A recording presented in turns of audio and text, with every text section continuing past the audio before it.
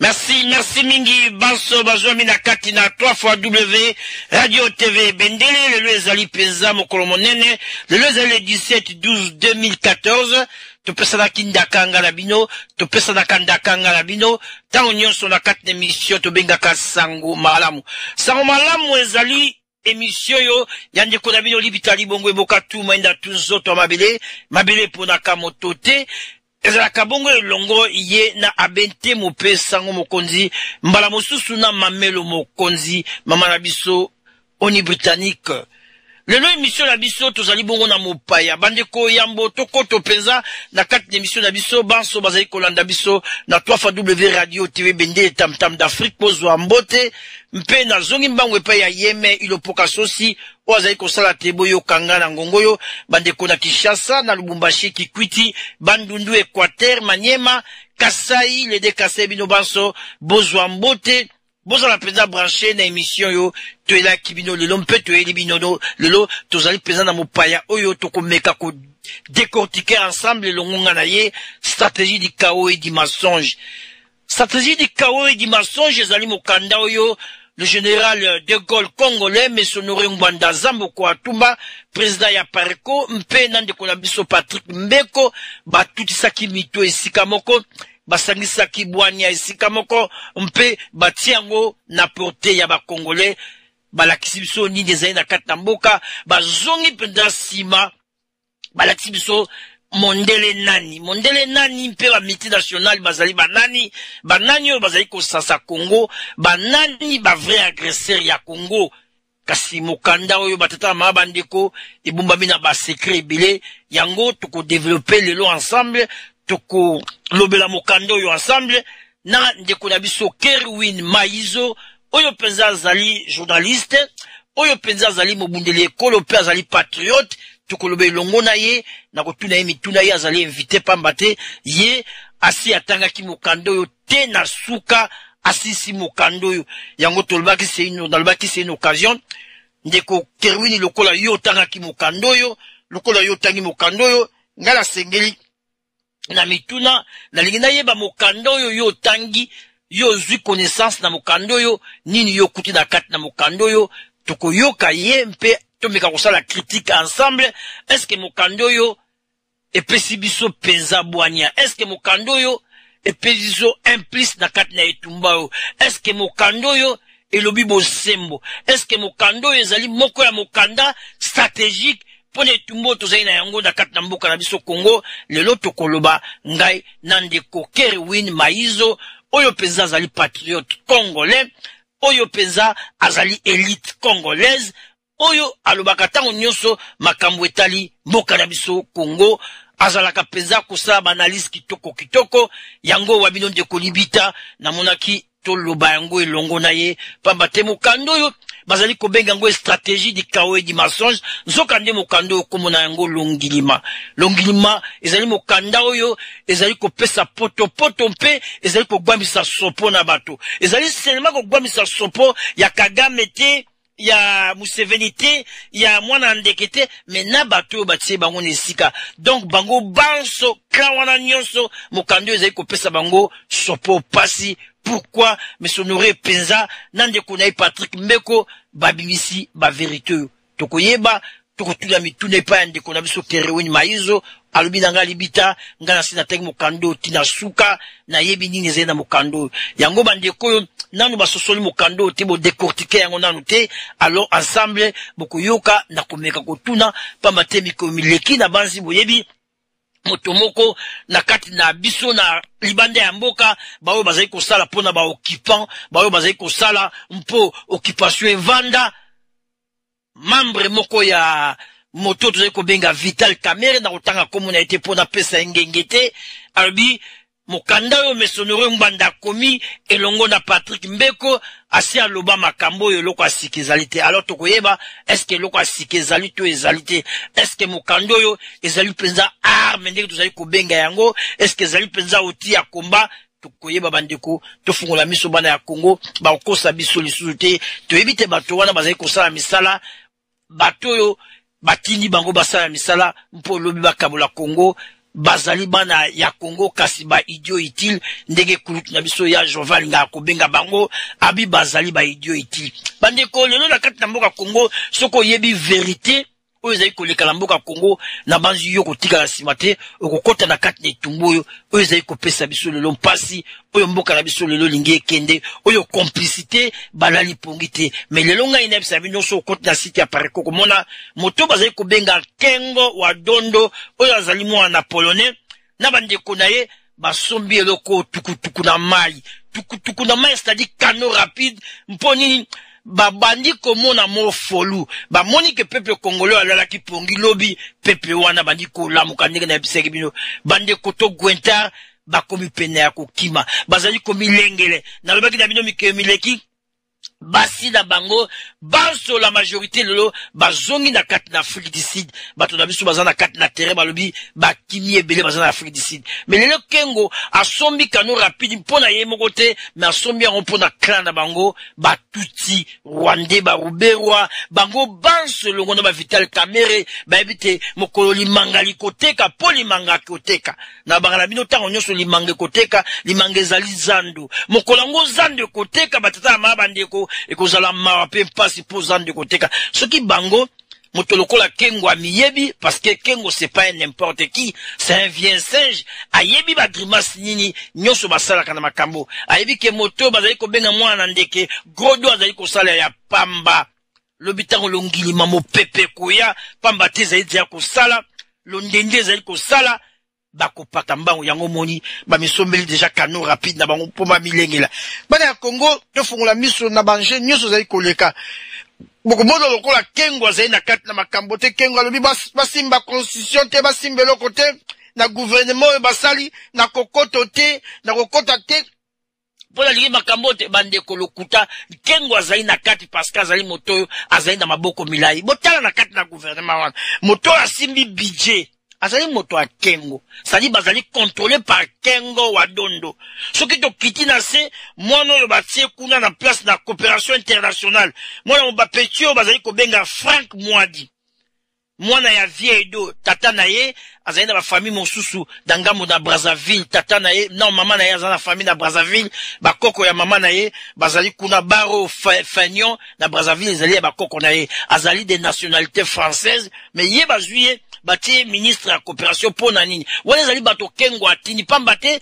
Frank Mwadi wana azali kobenga na yebisi bino petit Frank Mwadi wana mwana ya Viedo azali mobali ya mwana ya Kengo wa Dondo Marie Claire Kengo wa Dondo bomoni bisika batie bango Kengo lokola azali te mais azali na bango elongo ndenge moko na ba Vital Kamerhe komona na moi bazomona na te c'est pas pour rien basombi eloko ya butu bakenda kanzela ya matutu na sima bazala kesika moko na lina laksa bino mingi bazolobo bazaba opposant bazali ba opposant te bazali ba opposant na miso na biso ba congolais na moi balingi ba laksa biso bazalo opposant te bazali esika moko tala moto lokola Frank Mwadi aibi eloko moko te na kati na moto na ye de nationalité française bandeko bakamati ba pesi coopération kaka bongo boule bokanisi ezali pamba mais c'est Kengo po abali mwana ya Kengo Marie Claire Kengo mobali na ye nani Frank Mwadi mwana ya pa Viedo tata na ye pema na kimi esika uta azali kuna auti kokufa mikomileki kala mingi te Viedo auti kokufa Viedo malila o bayebi ye tata na ye Frank Mwadi tata na ye wana bakoko na ye bazali ba congolais ya Brazzaville mama na ye pa mama na ye tata na ye azali ndeko na biso na kote na mwanda kuna na ba Congo mais ye azali déjà na nationalité française mais lokola Kengo azali na maloba azana mo a dire liboso ya Kanambe parce que toute land bango nyonso sika bavandi bayokana ka bazali lokola biso ba congolais te lokola biso ba zaïrois te pour rien toujours bomana longilima lelo ye po la biso makambo nyonso oyo longilima lelo ye la biso po la vérité mais yo kokuta ba congolais ba telemi bazobundisa longilima mais soko ke na Amazon okoyoka Amazon alobi longilima ezali mokando ezali koteka makasi bandambulo ebandi et pour l'information na bino mikomileki ya 2 ou 3 jours bato ebele babenga na mboka Grande-Bretagne na UK libita tolingi longilima pamba te na Amazon balobi na so rupture stock ezali longilima na Amazon ya Grande-Bretagne ezali soute na ebite soki mikolo ezongi batato babenga inga bakotaki basomba babina bango esili ezali te na ebite soki stock esiye bandeko botala longili mezali mokanda ozo pesa biso connaissance yango tokolobela ngo lelo bana mboka Congo bofungula miso na batoyo batutio bavai na kati na mboka ya biso bana mboka connaissance nazolo batango nyonso leki mondoki connaissance eleki nyonso na kati na mboka et na kati na connaissance et lakisi biso lelo ba vrai adversaire na biso na kati na longili mamokando tobaki tokomi na ngonga oyo ya kotalisa bino longili tokonini stratégie du chaos et du mensonge mais comme leki tolobelaki média mensonge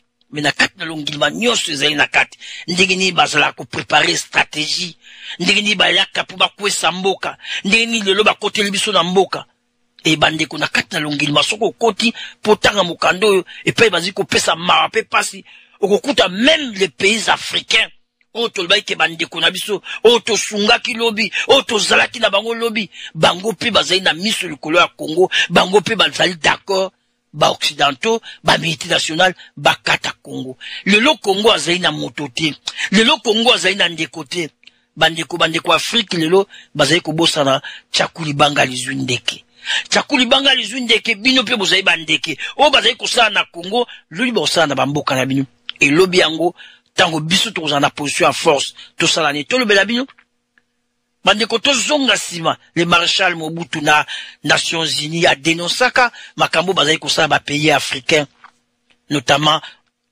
ba Rwanda Rhodésie Bangola makambo nyonso alobaka atika takate na pays moko Afrique ataka même Portugal na makambo na comportement na ili ko na Angola Maréchal atika kintakate na pasi ya Africain mais lelo na complot basali na mokili mobimba bandeko bana ya Congo yoko kuta ba pays africain banani ba multinational baza ko utiliser ndenge missionnaire ngwanda na ndeko na biso Patrick Mbeko bazali ko benga ngondo ezali ko beta biso zokande ezali be bandeko na biso ba africain ngondo wana tolingenda ezali ba africain banani moto tozali kobenga Kaguta tozali kobenga Kagame Polo mpe tozali kobenga mwana oyo na kombo na ye mpenza ya solo Hippolyte Kanambe alias Joseph Kabila o bavandisi biso na moto ya mboka lokola ndeko na biso Congolais bandeko na tali longili malelo na tangi yango pona komi pene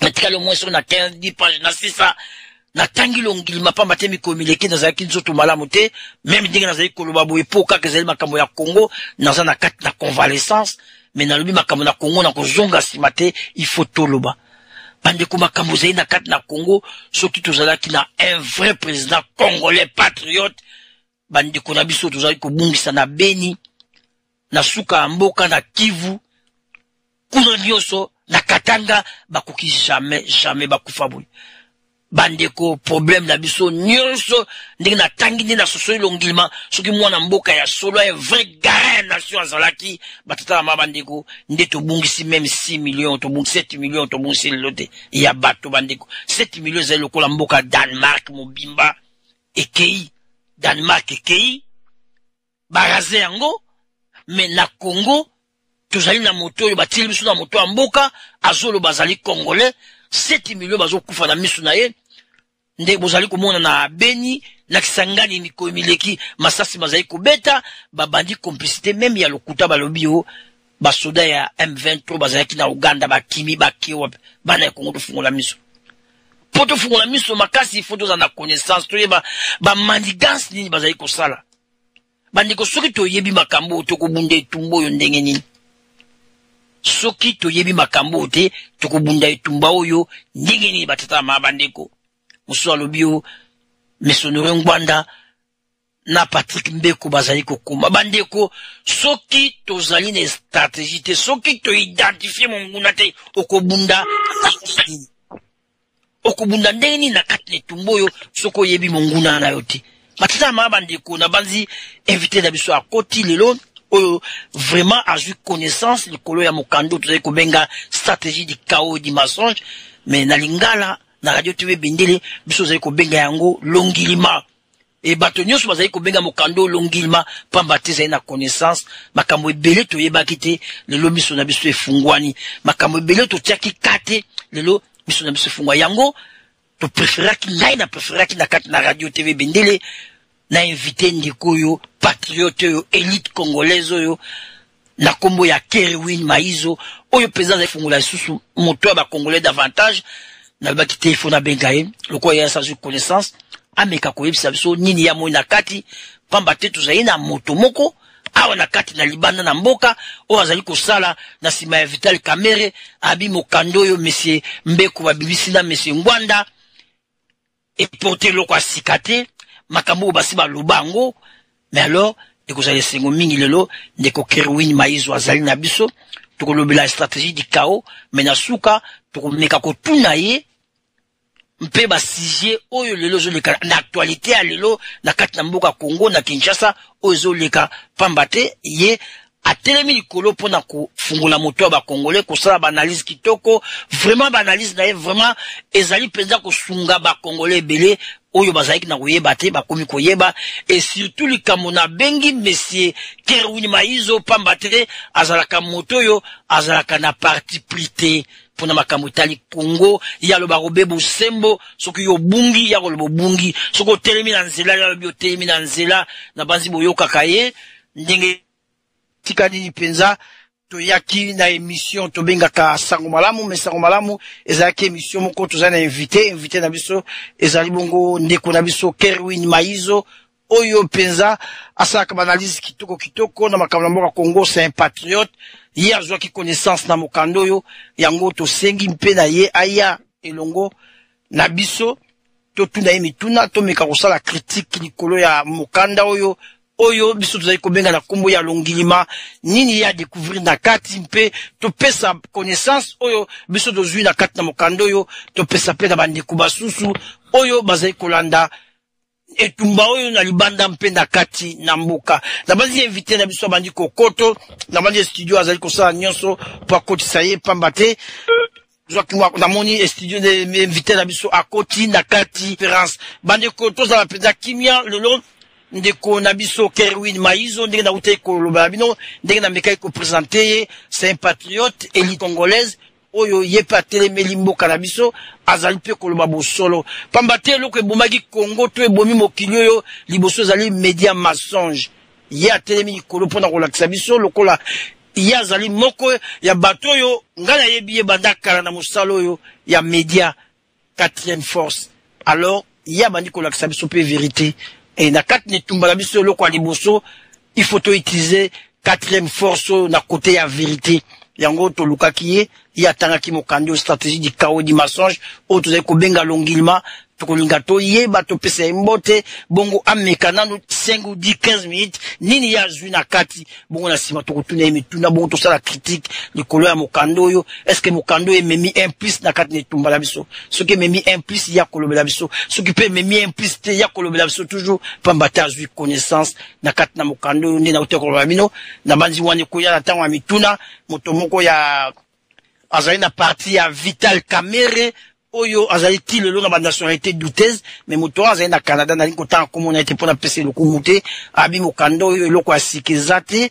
mpe loko makambo bakombia basi ba loba yango alors on a évité na etumbo tozana biso yango lelo na mikina mindele pe na mikina Afrika est-ce que information eza itité to koyeba lelo est-ce que mindele pe ba itisaka information lokola stratégie to koyeba ngo pamba te moto azali liboso na nga to moto congolais avandi liboso na nga lelo ye azali penza na moto ya kotonda ne na lobaka c'est une grosse tête aibi mo ebele na makambo ka Congo Kerwin mbote na yo bote ndeko libita merci na ndenge o invité ngai lelo na pokwa na radio Bendele na lobaki ezali neti engagement tozwa tozala maladie tozala bonne santé tant que patrimoine na biso commun mboka ezali malamu te biso pe tokoki kozala malamu te yango na tango pesa inga invitation na leka leo na pokwa na radio Bendele na yebisaki que santé ezali vraiment défaillant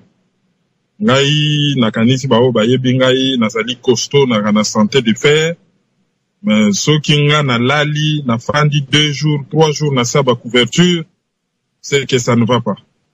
Mais malgré que ça ne va pas, tant que comme il kamamboka, na lobby, en tout cas, quelle que soit ma condition, pour ça l'effort, nazalawana pour tout partager, moi, mouké, on a ezali ba note de lecture. Ceux qui ouvrage bimi, scientifique, politique, économique, tout ça, na sala effort, nazala un peu à la page. Mais donc les ouvrages, ils ont concerné, sujet, ils ont tenir à cœur. Nazala qui parmi ma première personne, bazwa kiango, puisque oyanga na somba kiangote. Mouninga nangai Patrick Mbeko a pesa kingango de main à main. Ce qui fait que natanga kiango de la première à la dernière page. Pour ça la émission te loko la mutu oyo ayoki ba rumeur ou ayoki masolo ya ba lobby. Na ko ça la émission loko la mutu oyo atangi de la première à la 601e page. Voilà, et table de matière, et ce qui est dans la page 604. Voilà, donc, natanga kiango, na yebiango. Et, tango, tozu moi contre temps et katanaki, na okaki introduction na omo muke, il faut qu'on yeba que, dans le monde oyo, ezali monde ya communication. Et industrie oyo, échanger monde. Oyo, premier sali que monde des otambola, ndenge des otambola mikolo oyo. Oyo est comme ici monde un simple village. Ezali industrie oyo ezali lié à internet. Or l'internet c'est la communication. Donc monde ezali dirigé par communication. Et ce qui to lobi to ke nango pe na ndenge ya Bible, nzambe tango salaki mokili alobaki na liloba que le monde soit et le monde fut. Que la lumière soit et la lumière fut. Donc, parole, communication et créer un monde. Ndenge tozo monango lelo. Et parole et utaka na pema. Tango nzamba sali mutu pe selon Bible, a soufflé na solo na ye, muta zui pema. Pema, yango ezali na origine ya parole. Parole, oyo, ezali ko diriger monde. Po parole ne mutu sala monde. Yango na boko remarqué na monde, ba guerre nyonso, tout. Avant olonga guerre ya masasi, il faut d'abord olonga guerre ya communication. Et ce n'est pas pour rien que babenga ango quatrième pouvoir. Tozali na 3 pouvoirs institutionnels. Pouvoir législatif, pouvoir exécutif, pouvoir judiciaire, et 4e pouvoir non institutionnel, ezali la presse. Et na kati ya presse, nous avons la presse audiovisuelle, c'est-à-dire radio-télé. Nous avons la presse écrite, bas journaux, et maintenant nous avons aussi la presse en ligne. Oyo nyonso ezo salama à travers Internet. Et beaucoup remarqué que ba politiciens à poto bazo dirigés par ba sondage. Balingi baye ba opinion publique et lobby nini. Bango bazo so ba décision na bango par rapport à l'opinion publique. Po baye bi que bango batu bako voter, opinion na bango ezali très important. Mais bazali ko se limiter te kaka ya koyeba opinion publique ezo kanisa nini. Bazali pe ko influencer opinion publique. Yango wana oko remarquer ba parti politique ya minene bazali pe na ba journaux na bango ezali affilié na bango. Soko tali na France, tozali na parti socialiste. Journal oyo ezali na gauche. Oyo pena ba intellectuel oyo ya parti socialiste batangaka, c'est le monde. Soki ozui batu ya droite. Journal na bango préféré ezali Le Figaro. Mais soko ke kota ba communiste, baza na journal na bango l'Humanité. Ainsi de suite. Soko ke na Grande-Bretagne, la droite. Journal na bango The Times. La gauche, The Guardian. Soko ke l'États-Unis, ba démocrate, journal na bango New York Times. Mais soko nyota la ba républicain, journal na bango The Washington Post. Et tokoki ko s'étaler na ba ville, Chicago Herald Tribune, Los Angeles Times, bazali toujours ko s'aligner à gauche, à droite. Mais ce qu'on suit ba télé, les États-Unis, Fox News, c'est la droite, CNN, c'est la gauche. et tokoki kokende na Italie côté ya ba journaux nyonso ezali na Italie, La Guardia, ceci cela, ou na Espagne, tozui El País, toke na Japon, Tokyo Asahi Shimbun, ainsi de suite. Donc dans chaque grand pays oyo ba yebi comment la population fonctionne, ba yebi opinion population, les politiciens se battent par les médias, ya ko forger opinion, ya ko contrôler opinion pour ba yebi que diriger, c'est prévoir, mais diriger, c'est communiquer. Donc, c'est très important. Alors, le rôle a été bien important sur la communication. Le Congo est en guerre. Balongi biso guerre n'engeni. Balongi biso d'abord guerre, il y a communication. Rwandais va faire croire dans le monde entier que bazali victime, il y a xénophobie. Bango bazalaki, victime, il y a génocide. Baye ko kima chez biso pa congolais, to lingaka bango te, to komi ko boma bango, et monde entier ba okeli biso mawa. À l'époque, congolais, okoko ki okende koloba makamna ondenge nyonso lingi, ba ko yoka yote, ba koloba non, bino ba congolais bozali ba xénophobe, pourquoi bozo boma ba rwandais? La sena oka pe question na mutatuni, pourriez-vous m'expliquer quelque chose? Pourquoi vous les congolais vous haïssez tant les rwandais? Na ibisi mutuana me oza vraiment na bandoto. Toke ne ko ayir bango pona. Génocide de salamaki chez bango, babomana ki bango na bango, est-ce que biso atoboma ki bango? Ah non, mais pourquoi on dit que c'est vous? Ngabino? Ça s'est passé chez eux. Ezaki chez bango, babomana ki bango na bango, biso ko to fongoli porte, baye ko kima chez biso, et baye susu ko massacrer biso chez biso. Ah non, moi ce n'est pas ce que j'ai appris. Donc, quelque part, ba mena biso guerre ya communication. Alors, guerre et communication, ce qui est longango, il faut tout allumer contre-feu. Yo soko pelisi moto, biso to pelisi contre-feu. Et, oya kolonga guerre et communication, nde akwa ko gagner guerre nyonso misu setikani. Et, une des meilleures façons kolonga guerre et communication, ezali photo zala na presse oya biso, oyo ezali puissante, oyo ezali ko informer population avec objectivité, oyo ezali ko jouer per rôle ya éducation en masse. Or biso soko zui Radio Nationale, elle n'est l'ombre que d'elle-même. Radio Nationale na biso est comme Radio Okapi, créée par l'ONU, qui fait partie du problème. À part Radio Okapi, ce qui au taliba statistique tient en mois de septembre, pour y a octobre, sincèrement, je les ai pas sous les yeux, tient en mois de septembre, la première radio du Congo, et c'est là qui est Radio France Internationale. Radio France Internationale, première radio, Okapi, deuxième radio, ainsi de suite. Donc, de ce côté-là, on est déjà perdant. Tangelanga journal, il y a Congo, Oyo, et allé à tirage, il y a plus de 2000 exemplaires. Il y en a pas. Il y en a pas. Tango, on a poto, journaux, bazo tiré à 50 000 exemplaires. Hein? Tokyo Asahi Shimbun a tiré jusqu'à 750 000 exemplaires par jour. Et le rôle est bimaka édition du matin à édition du soir. A comme jusqu'à 3 millions d'exemplaires jour. Biso na Congo, sokozui, la référence plus, les potentiels, wana, se tiré, belé, c'est 2000 exemplaires. Donc, on n'a pas déjà une presse digne de ce nom. Indépendance na bango, ezali garantité. Journaliste a travaillé na paire au ventre. Akoyi ko sala musala na ye bien tepo, mabe koyi koye la ye. Toza na Radio Nationale, vraiment digne de ce nom, toza na ngote. Télévision nationale, ils ont joué pendant rôle dans une télévision de propagande. Télévision privée. Oh yo, ils ont mis qu'à s'en sortir un peu côté divertissement. Oui, mais côté vraiment information avec une équipe, rédaction digne de ce nom. Oh, toyo kaka événement ça quelque part, bango pe batini envoyé spécial. Bazana envoyé spécial dans la province tout. Hein, ba grande capitale africaine là où se passent les choses. Ou ba grande ville africaine, tozu le Caire, tozu Johannesburg, tozu Lagos, tozu Dakar, tozu Nairobi, là où les choses se passent en Afrique. Ba radio na biso, ba journaux na biso, bazana ba envoyé spéciauté. Donc on n'a rien, tozali vide. Alors to comme ici, comme la nature a horreur du vide, population zali na tendance à se contenter na ba média mensonge. Pour chaque média occidental véhicule une idéologie. Et na kati ya idéologie wana bazo faire passer batou o to bengaka ba message subliminal.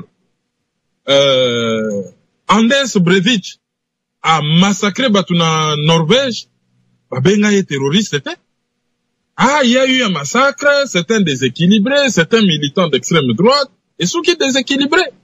Mais lorsqu'un arabe tue 2 personnes, ça devient un horrible terroriste.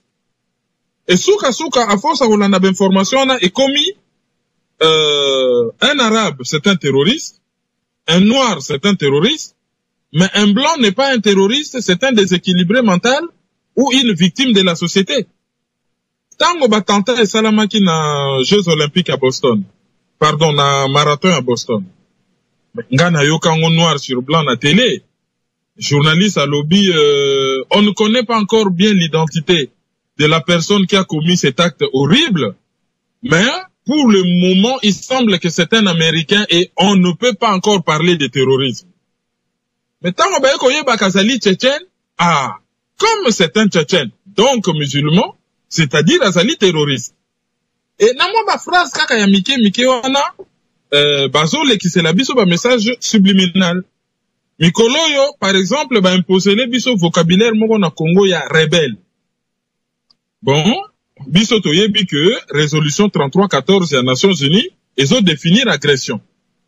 Et pesi ba définition ebele ko katisana ba arme na pays voisin ko entretenir un mouvement insurrectionnel à partir du territoire, n'a pas attaquer pays voisins. Et ils allaient vraiment, sous-point et belé, sur le bête internet, résolution 3314, bon, mon nango mobimba, il y a Nations Unies, et définir l'agression bandenge belé. Et tous ces journalistes, oh, babiman naba, école de journalisme. Babiman naba école, il y a science politique. Tango, Rwanda, Ouganda, Burundi, baso attaquer Congo, baso bengango rébellion. Et réussir qu'en terrorisant on a langage na biso ba congolais naturellement oh rebelle baso semer na est kuna. Oui, mais il y a pas de rébellion à l'est, il y a une guerre. Il y a pas de rébellion. Bache biso vocabulaire wana na mutu. Et il y a des viols à l'est. Mais moi si mon père a yebisanga lobi mais s'il y a des viols vous déposez plainte au niveau de la justice, il y a pas tort. On ne parle pas de viol, mais on parle de viol comme arme de guerre. Là, ça devient autre chose. Mais pour nous viol comme arme de guerre, c'est difficile à comme arme de guerre et à verser na vocabulaire il y a ba média mainstream, ba média mensonge. Et ba makamwana ezako se dérouler et belé au koyoka les régimes de tel pays. Mais bozo bengango régime pour na bino bolingango te so muta lobby les régimes américains ou les régimes français. Est-ce que bino boko sepela? Na Belgique baza na conflit makasi entre ba flamand ba wallon et na moi ba allemand muke baza na bango ga lobby bon ezali conflit ethnique non bango ba wangani. Mais chez biso ceux qui moi massa se betami conflit ethnique, conflit tribaliste. Donc par contre si biso ba vocabulaire na mutu bazo mene biso guerre ya communication oyo que soki to renverser vapeur te to longi guerre ya communication wana te tozali ba perdant ya makasi. Et pendant ko longa guerre ya communication soki mboka se libérer, il faut qu'on ait une radio nationale digne de ce nom. Les États-Unis bazana 54 bazana 52 États. Malgré cela, baza na radio nationale, radio publique, pardon, NPR. Malgré ba loi ezali belé, baza ba décrochage technique. Baza quand même, bango baza na 4 heures, il y a décalage horaire. Mais baza là ba décrochage technique, tout le pays suit la même information. Soki bata New York, balanda ki on a 6 heures, bata Los Angeles, pe bakoza na même privilège, le bakolamuka na 6 heures, bakoreyoka, même information na 6 heures. Soki match wana ezali après-midi, bon match wana bo changer événement te. Mais pas événement zo senga ba décrochage bazo sala yango. Donc il faut que tous na radio digne de ce nom. Il faut que tous na télé digne de ce nom. D'abord sur le plan national et sur le plan international. Il faut tous na ba journaux dignes de ce nom et il faut to konka mingi parce que c'est le seul langage oyo bentelo à part violence. Langage oyo intellectuel bayo kaka, ba universitaire bayo kaka. Ba think tanks bayokaka. Donc comme un livre ezali très important parce que ezali na influence moko capital de chez capital. Ce qui mutalobi ke ko lutter pour na ko libérer mboka et ko ki ko sala mate par ba livre mutuana azali ignorant ou azali animé de mauvaise foi. C'est très important, il faut écrire. Ba écrire wana ezokota na ba bibliothèque, ezokota na ba bureau, ezokota na ba rédaction à ba radio, ezokota na ba université et ba décision ezozwama à partir ya ba écrit wana. Et un avocat mon en France pose une question, qu'est-ce qui se passe avec chez vous? Chez vous, on entend qu'il y a un problème de génocide, il y a un deuxième génocide et tout ça. To bavarder naïe pendant 20 minutes, na lobi, bon écoute, en 20 minutes, pour comprendre peut-être bien te onaïna loba, na coupé sa yo documentation. Na kei na sombi livre à Patrick Mbeko, le Canada dans les guerres en Afrique centrale. Na pessier. Tant on a pessier à lobi non, on en a vraiment besoin. Et bonne volonté, basangi simbongo et te fournir bango 5 exemplaires. Et c'est comme ça que livre Bimi, le plus gros acheteur d'abord ezalaki outu rwandais. Bazali ko pesa ngo na ba bibliothèque, na ba école, na ba député pour na kosala lobbying, bazaki na livre wana na maboko.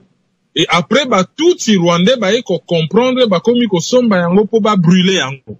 Ce qui na lobby tout si rwandais, il ne faut pas généraliser. C'est quelques personnes oyo bazali liées na entourage, ya Paul Kagame, pas n'importe quel touti, il ne faut jamais stigmatiser et il ne faut jamais généraliser. Donc, comme un livre ezali très important. D'abord, on a posé sujet, importance, il y a livre. Sikoyo, Patrick Mbeko, azali géostratège. Donc, Moutumoga sali l'étude, il y a géostratégie. O ezali une des branches à sciences politiques. Azali écrivain.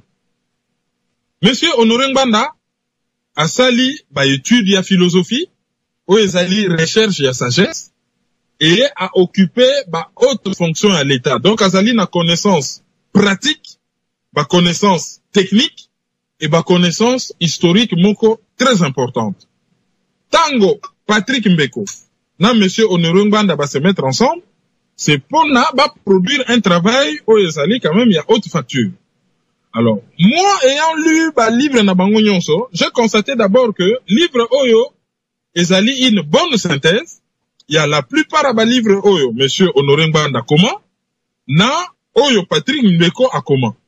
Et na tout na même l'interview moko to salagi na lobby mais valeur ajoutée ya livre na bino ezali nini à part le fait que ezo aidé biso makasi au lieu nazwa 3 livres il y a Papa Mbanda nazui 2 livres ou 3 livres il y a Patrick Mbeko à l'époque il y en avait 2 natangi nyonso 5 aye apesi ngai réponse mais nga moko tango natangi na moni approche ndenge orienter livre et na on que oui il y a vraiment valeur ajoutée.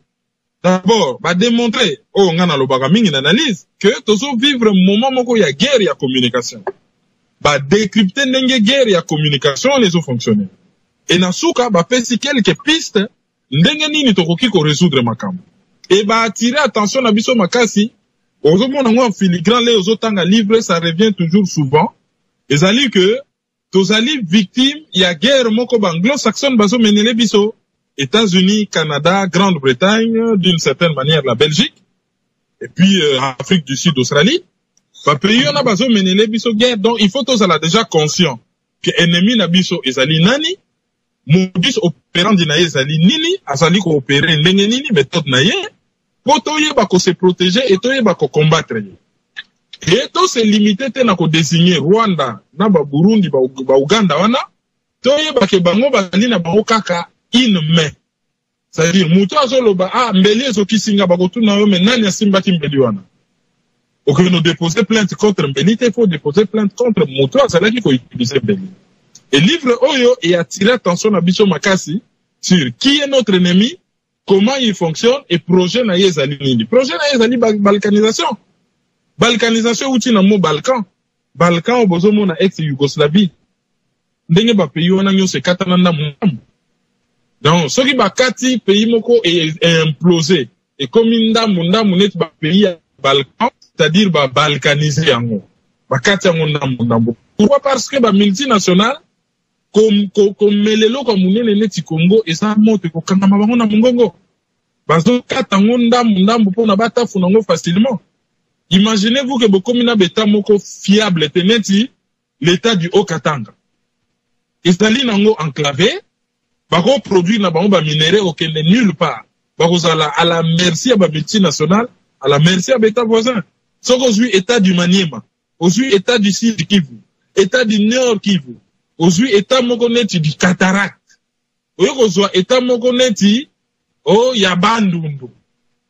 Eza beta moko faible o bako manipuler yango ndenge balingi e bako balango moko bako connaître bonheur te. Donc il faut Congo etikala un uni et indivisible force ya Congo ezali yango wana. Il faut bazala nango conscience. Pour tendance ezali bazo bunda contre ba épiphénomène. Bato ba orienter makasi na bango kaka et pas ya mutu oyo azo diriger Congo actuellement. Mais bazo yeba te ke yazali na ye simple pièce. Ndenge na lobaka commanditaire, sous-traitant, exécutant. Azali na ye simple pièce. Et na livre yo ba décrire ngo bien banda makambo euta na Uganda ndenge yaki na Rwanda ndenge ba média bazali ko se comporter ndenge bazali ko pesa ba fausses informations ba rappeler biso lisusu épisode ya guerre ya likambo oyo ya étudiant ya université ya Lubumbashi et ba pesi biso moi ba anecdote belé. Par exemple biso yo sotomona débat ya ba nimi ba kamanda tout ça na RTBF. Mais derrière nous, on ne savait pas ce qui s'était passé. Et bah, conséquence, il y a des débat, on a Ndenge Belgique et Bandai qui lâché Mobutu. La carte à livre, tu peux prendre en haut avec précision. Ce qu'on a dans le chapitre, bah, les 3 cas. Kaguta, Museveni, Kagame, Paul, et puis Kabila, bah, entre parenthèses, pour Balobi, comme on a eu Hippolyte Kanambe, et Kabila, bah, entre parenthèses par commodité de langage. Aujourd'hui, bango mutu na mutu, mutu yazali architecte, mutu yazali maître d'œuvre, mutu yazali maître d'ouvrage. Tout ça, ozomona rolo mutu na mutu azo jouer. Et rolo wana okoki ko relier yango. Aujourd'hui, role ya Museveni ndenge ajouaki pona ko déstabiliser Soudan. Si Soudan et Kabwana, nani azalaki ambassadeur à l'époque, Carson. Oyo azo continuer comme ça ba déclaration lelo pour na Congo. Et ngai par exemple, nazalaki ko kanisa ke Russe Fengold azali côté ba Congolais. Mais tant on est content dans livre on est comme prendre compte que Russe Fengold de paix azalaka pro rwandais. Donc ça c'était quand même très important. Au moment ba connaissance stratégique. Il y a Patrick Mbeko na intelligence pratique. Il y a M. Mbanda tant on se met ensemble et produit quand même un travail de haute facture, lequel le travail est allé très vendu dans Amazon, si je ne me trompe, est allé premier, et il faut étambola na ba rédaction, ya ba journal, ya ba radio, et quand on a ba bibliothèque municipaux, et quand on a ba bibliothèque ya ba université, et quand on a ba institut de recherche, et quand on a ba think tanks, ils allaient arme mounene pona ko faire basculer makamundenge zo le kana Congo. C'est une arme. Arme wana tokoki kosalela ngo vis-à-vis na bato oyo batangaka mingi, mais arme wana ekoki pe kozala important pona biso. Il faut to encourager biso moko to tanga mingi bana na biso batanga parce que ça leur donne des arguments. Les azali boso télé azomona kaka miroir te mazomona oyo bomba na sima miroir. Tozonge na Bible mon mingi basa chrétien baka mon peuple périt par manque de connaissances. Et la même Bible connaîtra la vérité et la vérité franchira. Donc, tu peux dire pour te éviter. Et ceux qui te disent vérité, franchir biso. Mais vérité, on te voyait dans le monde. Il y a un humain. Tu voyais bango, ceux qui te disent dans les médias, digne de ces noms. Oh, les médias occidentaux vont se manipuler biso. Oh, il y a biso dans les médias de propagande. Alors, ceux qui parlent en Mboka, comment, mettre sur la place publique, c'est un dossier. Il faut tout dire bango. To tanga, to encourager pas biso batanga, to encourager basi na biso, to encourager bandeko na biso, ezo pesa biso ba arme. Ba arme ezo permettre to tenir ba discussion, mais ils ont permettre biso pe ko exprimer clairement l'argument na biso. Parce que rien n'est dans l'esprit qui ne soit passé par le sens. Ata eloko moko te kota na maye na motu sans que les cas na ba organe de sens na ye misu matoi poso donc au sentir non eloko moko te soko yebi bololo ça pour okuta bololo na mnoro na yo soko yebi lumière pour mona lumière na misu na yo soko yebi moto pour simba moto na poso donc eloko kota na maye na tout sans que est passé par le sens. Mais ezali na ye le moko te fana na mutu ya mutu soki bato za expérience adio ba mona muki liboso ou ba ko wana liboso ba koti na mayele na ote mwana po ye ba koloba eza ba parents ba twa prendre ye koloba. Alors ezana bati misusu c'est leur vie ba fandi ba consacrer vie na bango ba réfléchir à la place de tout le monde ba rassembler ba connaissance ba mettre ensemble ce que les autres font c'est qu'on récupérer connaissance soit quoi balango mais quoi balango ngulu te ko critiquer yango ko analyser yango ko critiquer ba lobite ko finga ko critiquer zali fo muto azala na jugeant muto soki ba pesi loko il faut que ta la main est-ce que ça solo est-ce que ça lokuta vérité ça wapi ko ezali wapi document ni mususu na koki kotanga o ezo confirmer o ezo infirmer c'est ça donc livre ba komi c'est très important pour na salut à Congo il faut circuler il faut batuba tanga yango il faut batuba yeba qu'est-ce qui est là dedans. Je pense qu'avec beaucoup d'efforts, bateau batanga kamingi, 500 pages en 2 jours et demi, c'est fini. Pour y Monique et belé, attendre 50 pages par jour. Soka keti na souka. Anecdote, les alliés belé, les alliés écrits en français, mon aisé, pas très difficile. Soka keti na souka à comprendre ma cambo belé. Donc, enfin, bref, il faut que tu aies la guerre de communication. Il faut que tu aies la guerre de communication pour que tu aies la guerre, mon sous. La guerre de communication, Tobo Sanate. Il y a la radio, il y a la télé, il y a les journaux, mais il y a aussi les écrits. Et ceux qui parlent en boka, comment il faut les encourager. Pour encourager, comment, et nous, on va faire que livre, kotanga yango, pour kotanga yango, ils ont permettre bisoto zalanaba argument, dans une discussion, mais ils ont permettre bisoto pesa, batimisu, qu'est-ce que nous on pense, likambo, oyo basoko, c'est la biso, vérité, et zalini. Mais kotanga, et nous peut kolobate que to gobe nyon, so basoko, mais la biso, et nous kolobake, il faut peut-être zalana jugeote, ce qui m'a commis, wapi oyo toze failli, wapi oyo za solo, mais pour yango, il faut que ça là, contre-enquête, contre-lecture, c'est comme ça que le monde avance. C'est comme ça que idée qui est dans Kaliboso. Donc c'est un livre bien écrit, 501 pages, ou avec table de matière, 504 pages, beaucoup de documents, beaucoup de précisions. Ben, c'était quand même intéressant. J'encourage beaucoup de gens à le lire.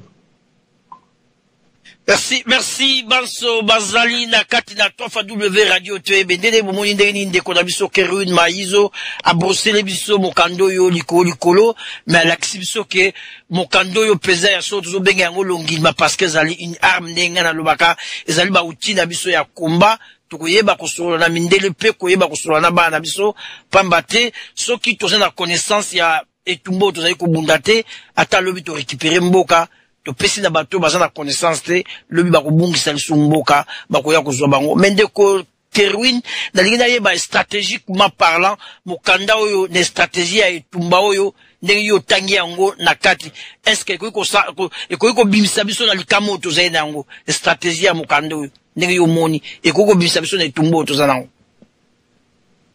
pona obunda il faut yeba pourquoi obunda. Yo soko zotambola na nzela, na Mbujimai, na Kisangani, na Kindu, na Londres ou na Paris. Omoni mutu a agressé yo. Eloko liboso ko luko ye baso agressé yo pona nini? Soki ezali mutu yo na yebo yebana banana kina. Oyebia akomi ko bundisanga pona takana nyongo na ye. Azo bundisanga pona swaki mwasi na ye. Soko zano na poto mutu moko yo yebita bimeli eloko liboso ko tala olati nini? Portable nini osana no maboko. Azo bundisanga po na yibanga mbongo. Azo bundisanga po abotolanga portable. Donc avant ko bundana na mutu, il faut oyeba pourquoi azo bundisa yo. Eloko liboso. Eloko mibale il faut oyeba azali nani. C'est-à-dire qui est-il? Quelles sont ses forces? Quelles sont ses faiblesses? Ensuite, il faut miyeba yo moko. Force nanga ezali nini? Ba faiblesse nanga ezali nini? Po na o préparer défense na yo par rapport na mutuana. Et après, oyeba, anticiper. Tant que tozo bunda lelo sikoyo boye, prochaine étape ezali nini. Et livre ezo pesa biso ba clé. Livre ezo rappelé biso ke eza projet moko banda lelo te.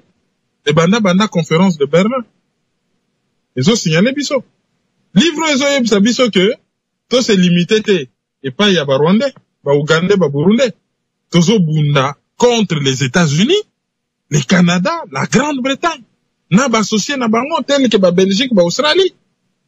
Il faut toyeba contre qui nous nous battons. Pour nous cibler défense na biso.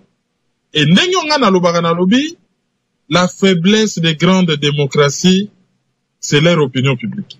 Tant que toyebi ko États-Unis so bolisa biso. Mais stratégie à combat na biso ko kende et ko kende na opinion publique américaine. Ba ça la pression sur ba député na bango, ba politicien na bango, na ba financier na bango, oyo bazali derrière ba multinationale. Bayeba que bazali ba criminel va provoquer 8 millions de morts dans notre pays pour na ba stopper. Donc, livre yo ezo permettre biso 1. Toyeba ba adversaire na biso ezali banani. Eloko liboso. De 2, toyeba modus operandi na bango. Façon na bango ya ko opérer. Toyeba état de lieu. Banda ba bandeli biso guerre, to komi wapi, to suki wapi. Bazo démontrer le biso. Ndenge nini Kagame na bazo déverser les biso ba Rwandais, non seulement na territoire, na kati ya armée, mais aussi na kati ya institution. Bazo démontrer les biso que l'actuel président du Congo est un cheval de Troie. Cheval de Troie ezali, mutu ya banguna oyo batie na kan na bino. Poso ibolandi histoire ya ville ya Troie, bazalaka na guerre makasi. Guerre moko makasi ezalaka, sikoyo, batu ya Troie, basali nini. Bazo koka kolonga guerre te, ba offrir et pas ya ba adversaire na bango cheval. Balobi bon to bundi mingi, voilà, totika nanu ko bunda, to yokana. Alors, moi ko yokana na biso cadeau na biso ezo symboliser boyokani, ezali cheval ya munene ya mabaya to pesi bino, bochango na katikati ya mboka na bino. Tango ba adversaire na bango bakamati cheval wa batia na kati ya mboka, na butuni ne salamaki. Basoda bazalaki na kati ya libumu cheval. Ba bimi na kati ya mboka na butu ba attaquer mboka de l'intérieur. Yango wana baganyaka bataille ya 3. So balobi na mutu kozali cheval de Troie ngiko loba monguna kote lio na ndako. Mutako bundiso libanda bundisa zo kokate ba atindeli yo mwa mutu congé na ndako abu nzoka nde mutako tala plan ndako asali yo mabe de l'intérieur. Eloko bazo benga cheval de Troie. Et bango balobi mutu oyo bango babengi bazo benga ye Joseph Kabila entre guillemets azali cheval de Troie. Et bapesi ba preuve na bango na ba démonstration na bango ba reprendre ba déclaration net ya ba Aldo Ayelo, ba déclaration ya ba officiel, oyo ezola kisake, il y a quelque chose qui cloche. Surtout makambu ya bataille par exemple ya Mushake, bataille ya mususu salaka na Katanga na ko retrouver comme monango. Donc bazo pesa moi ba fait da Puerto. Voilà, ya Puerto. Bazo pesa ba fait moko oyo ezali que dans un pays normal ezali makambo bat bakoki ko tolérer te, il faut bat ba luka ba meka ko yeba clair. Bazo rappeler même so to yebi yango, mais bazo rappeler et pas ya bato nyonso bakotanga po ba Camerounais bakotanga ngo, ba Congolais Brazza bakotanga ngo, ba Rwandais lambda, c'est-à-dire Rwandais azana ye politisé te, ayebi te nini ezoleka na Congo akotanga ngo, ba Sud-Africain bakotanga, ba Américain bakotanga, Acadien ba Français tebeli bakotanga. Pourquoi bango bazana guerre contre Rwanda, soki général moko Songolo Pakala a gagné guerre, bazongisa ye na Kinshasa et puis akufi. Batu bakomituna. Ndeka biso pe ba Congolais toza komituna. Comment ça na mboka msusu muta gagné guerre, ba matsaka ye grade, ba pesi médaille a comme héros national. Comment pas na biso soko gagné guerre, ba tindi yo mutation pro kufi. Ça aussi c'est des questions. Donc, les alliés babiloko oyo, les alliés que c'est vraiment très important. Bazo la kisabiso, quels sont nos adversaires? Nini bazo luke pa na biso? Bazo la kisabiso, nenge ba kote libiso? Mais bazo pe sabiso ba piste, comment on peut faire pour nous en sortir? Donc, parmi les éléments à combat, les alliés, un des éléments, les alliés très importants. Mais, ni kolobate ke foka kayango. Oyo a ko marché, nanzela, pour na frapper opinion publique, a marché. Oyo akosa la grève de la faim pour na frapper opinion publique asala yango oyo amoni ke yazali makasi na ndenge mususu article 64 de la Constitution. Il peut s'y là. À ça, là, Oyo peut amoni que, à quoi utiliser article 53 de la Charte des Nations Unies, conformément à la légitime défense. Même ceux qui sont concernés par l'État. Mais si l'État n'existe plus, ceux qui sont en battu, il faut prendre la responsabilité na bango pour changer la situation. Ils peuvent le faire. Donc, ouvrage ezali un des éléments importants, mais ezali en mon côté, il faut qu'on soit ouvrage qu'on s'en a biloko belé. Ezali net ce qu'on lamba, il faut vraiment biloko belé. Ah ben puis, on a besoin de bois, on a besoin de pilipili, on a besoin de tomates, on a besoin de ail, on a besoin de céleri, ainsi de suite. Ouvrage ezali un des éléments. C'est un élément important, mais ce n'est pas le seul. Il faut déjà na cadre ba ouvrage to koma, ba ouvrage belé, ezala kaka oyote, ezala makambo belé to koki ko dénoncer. Bango basali un ouvrage de référence où il embrasser tout le sujet, mais to koki ko sala ba ouvrage sur ba viol comme arme de guerre, to koki ko sala ba ouvrage ndenge ba côté biso à travers ba ONG, où ezali ko bosser pour ba pays occidentaux. Tokoki kosala ba ouvrage rien que sur les complicités, la duplicité et les insuffisances des Nations Unies sur place au Congo. Tokoki kosala ba ouvrage rien que sur le rôle des États-Unis seuls par rapport au Congo. Ba misusu bakoki kosala ba ouvrage sur le rôle de la Grande-Bretagne seule au Congo. Ba misusu bakoki kosala ba ouvrage sur les insuffisances de l'Union africaine par rapport au Congo. Ba misusu bakoki kosala ba ouvrage sur la duplicité, la faiblesse, les insuffisances des élites africaines par rapport à la situation au Congo. Bamisusu bakoki ko mettre en exergue dans les ouvrages responsabilité à peuple congolais. La situation est yelibiso. Kokoma, bango ba fongoli zela. Mais tokoki kokoma ba ouvrage et belé. Pour na komi bimisa na situation tozali nango. Mais à part kokoma ba ouvrage, ba oh ba ça n'a pas possibilité misusu ba lobbying, ba meeting, ba radio, ba télé, ba nini. Bah, site internet, bah, Twitter, bah, Facebook, bah, réseaux sociaux, tout ce que vous voulez, tout utiliser nyonso. Mais ouvrage ezali une de pièces et une pièce maîtresse.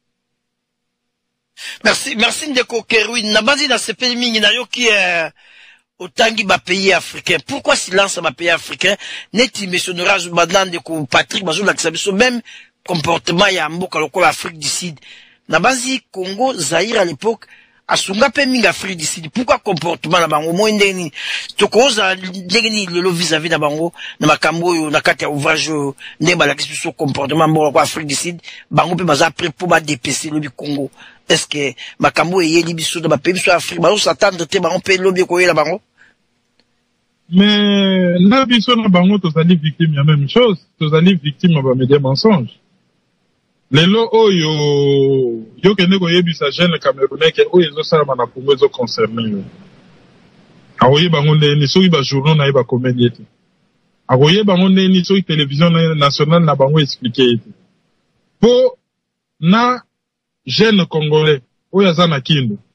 Na jeune Camerounais oyo aza na Nkoksamba. Na jeune Sénégalais oyo aza na Kaolack. Bango nyonso bayoka kani.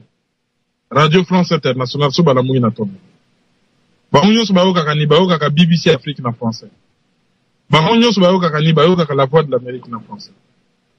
Mais yo kani c'est surtout tozaki na radio africaine digne de ce nom. Afrique numéro 1 c'est kufa nango etikala kaka na Paris na FM, na Afrique kuna c'est l'ombre d'elle-même. Mais surtout tozalaki na une radio panafricaine digne de ce nom.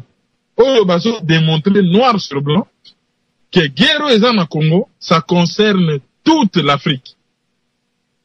Ce qui Congo Panzani, lobby wa Casamance, c'est comme un pays indépendant. Et ce qui Casamance, c'est comme un pays indépendant. Et ça la grenier à Sénégal, Sénégal est gotique à la mouké. Et sur le plan alimentaire, il y a comme une bango difficile. Ce qui tozaki na radio digne de son nom, va expliquer ba chaîne Camerounais, va pesi ba kanyon son Afrique. Que oyezo le kana Congo, ce qui salami, boye ba ke lobby. Bino bat bozali na pays et lobaka deux langues, anglais na français, Cameroun anglophone et kokoma indépendante. Et ce qui commis indépendante, bokokoma na deux pays. D'un côté Cameroun et lobaka français, de l'autre Cameroun et lobaka anglais. Après na Cameroun et lobaka anglais, nord ezali musulman, sud ezali chrétienne, bakabwani. Et côté à français, c'est la même chose, nord musulman, sud chrétien, bakabwani. Bah, jeune africain belé va comprendre que guerre ya Biafra, oui, 50 ans, et les cas n'ont qu'à la mingité à guerre à Biafra. Et qu'on dit qu'on songe là-bas, na Nigeria. Entre le nord et le sud. Ndenge Boko Haram, azo sévir. Bah, tebele, bah, qu'on se rappelé que Mali a sali un problème entre population Touareg et population, noire. Et bah, tebele, bah, qu'on se rappelé que, bah, pays belé africain, bah, sali n'a pas problème, oh, et qu'on sala ke bakabwana. Donc, bango nyonso, sont tolandi côté société civile. Bazali victime, il y a manipulation information par médias mensonges. Il faudrait des ouvrages net ba oyo, ba intellectuel africain, ba sala relais na yango, ba journaliste africain ba relais yango na ba pays na bango, de telle sorte que et susciter peu ba débat chez bango par rapport na ba problème interne na bango ba yeba que bazali RDC eza nango musika na bango te. Oh, et ça que c'est passé na RDC, ils allaient juste attaquant. Vous allez na terrain à football, attaquant ça qu'on en attaque. Ceux qui a attaqué te, et qui qu'on batté, attaquant ya camp adverse, bah quoi, qu'on mati na défense, bah quoi qu'on tchabi. Donc, mouta ça na Côte d'Ivoire, aïe, bah tout simplement que, biso to ça en attaque, bah on va na défense. Ceux qui biso to attaqué malamouté, to bouni malamouté, barrage boukani, ma eko leka, eko koulé tikuna na Côte d'Ivoire. D'ailleurs, dans le Komoko, na football, entraîneur dans le Baler Nyoso, ma première défenseur équipe, bazara attaquant. Donc, il faut m'attaquer, il faut me défendre, kuna. Sori mo kokite dans sima, kokite est fini. Donc, négo le bio, on a raison. Ma première défenseur équipe, les attaquants. Donc, il faut m'attaquer, kuna, pour pas comme la binoté. Donc, d'ailleurs, na bon, c'est le quoi que, donc, ceux qui m'attaquent, kuna, les couleurs, koué, boué, bah, kena sepe, koué, y'a rien, sur comme les binotés.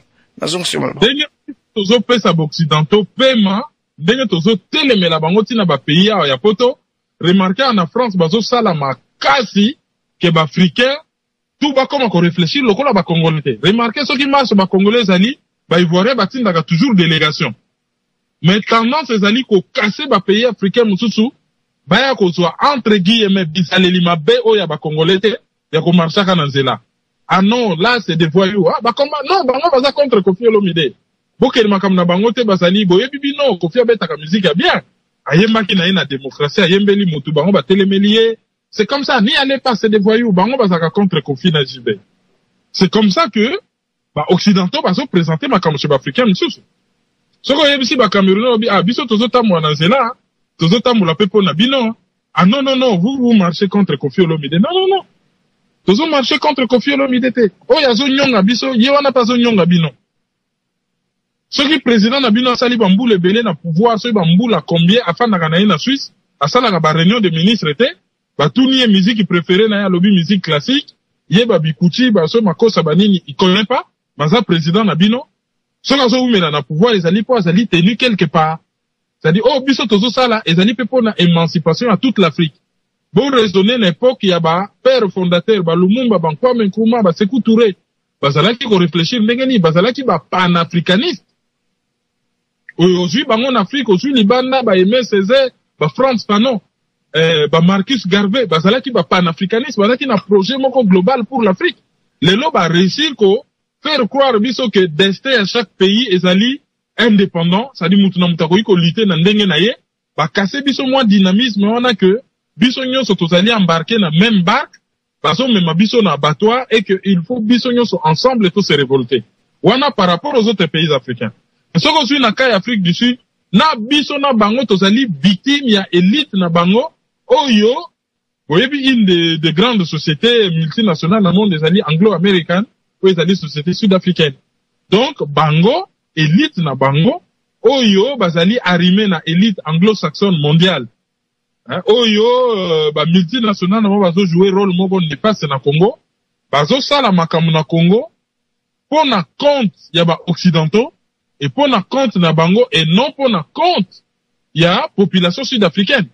Parce que biso na Goma bazo boma biso pour na coltan, mais bomona ki ndenge ba boma ki ba mineurs sud-africains par rapport na ba minerai à Palatine, basanga juste salaire, ba ndi bango masasi loko na nguba. Ce que ça l'a pays mususu ya monde, ce que ça l'a intérêt na bangote, événement na Afrique du Sud, on a koyo ka ba suspendre na organisation internationale tout pour na meurtre na ngwana. Mais du moment que esalami pour na intérêt à occidentaux, est-ce que bomoni kamona balande na makasi? Donc, na biso ba Congolais, na peuple sud-africain, faut bisonde.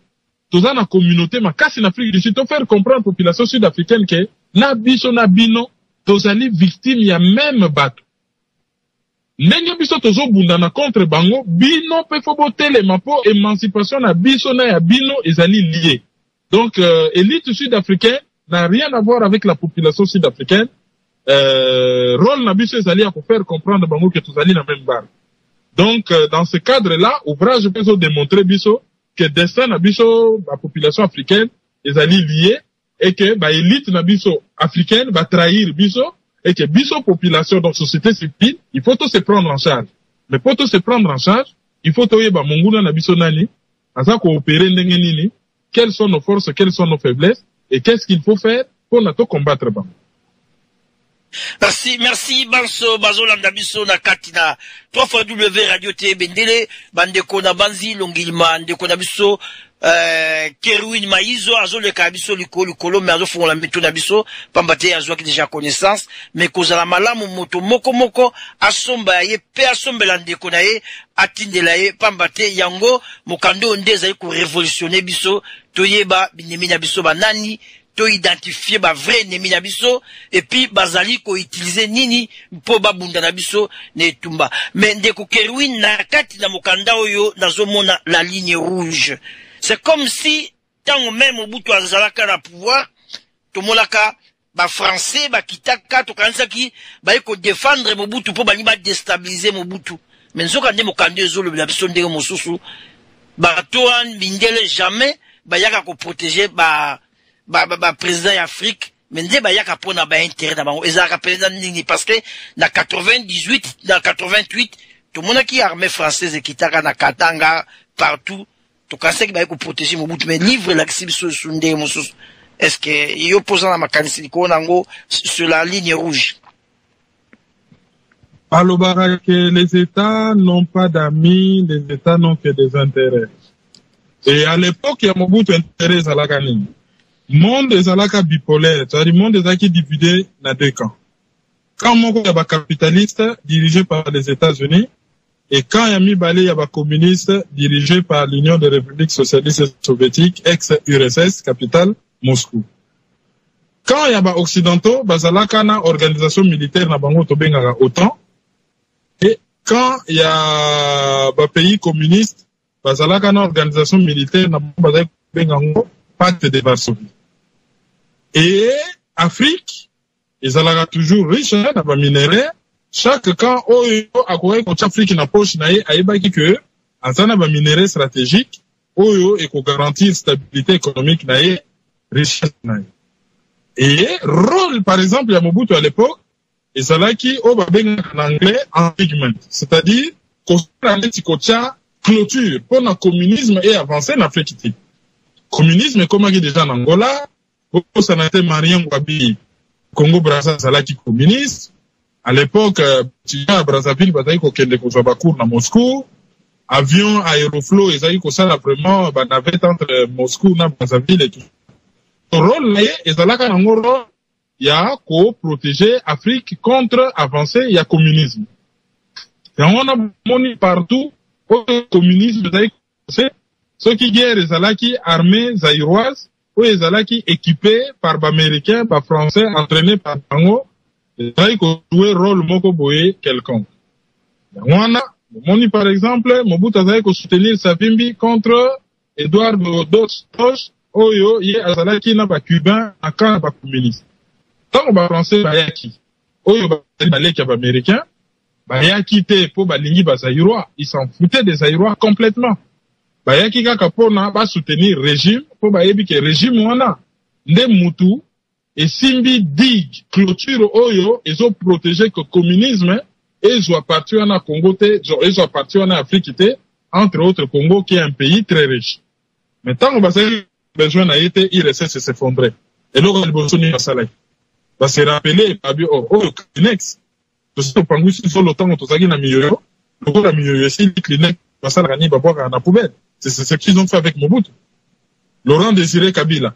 Parce qu'il a besoin d'aller juste pour rendre pas compte de Nakin. basi bakomi na ye na kin ya sabimi président marionnette ya bakongolais basali nini baassassine ye tie na pouvoir moto bango mpenza bakanaki kotia. Donc problème ezali que les états n'ont pas d'amis, ils n'ont que des intérêts. À l'époque ndenge ezali mpe démontrer na ouvrage baintérêt ezalaki kolite contre le communisme yango wana bapesaki impression ya koprotéger Mobutu. Sikoyo lokwa baza susu na besoin ya kolite contre le communisme te ekomi ya koposséder baminerais stratégique oyo industrie ya nouvelle technologie baordinateur jeux vidéo télé nini eza na besoin nango y compris industrie aérospatiale. Donc ce que komi ko sécuriser approvisionnement ya baminerais soki pays na bino ezali riche na minerais malheur na bino ndenge kaka Centrafrique découvrir éteint baminerais mosusu ebele comme par hasard bomoni guerre ekoleli bango. L'air kaka Côte d'Ivoire ekomi pays pétrolier bomoni ekolelaki bango. Awa Sénégal a découvrir le pétrole. Ce qui va se plier te. Dans quelques années, pour retenir on a Sabino Bogoyoka histoire à Sénégal comme démocratie moderne. Et comme un pays de guerre, tant que pétrole wana bango ba Sénégalais ba konji pate ke bakolo na yango ba piller yango. Bokomona nde makambo ko bimela bango bene.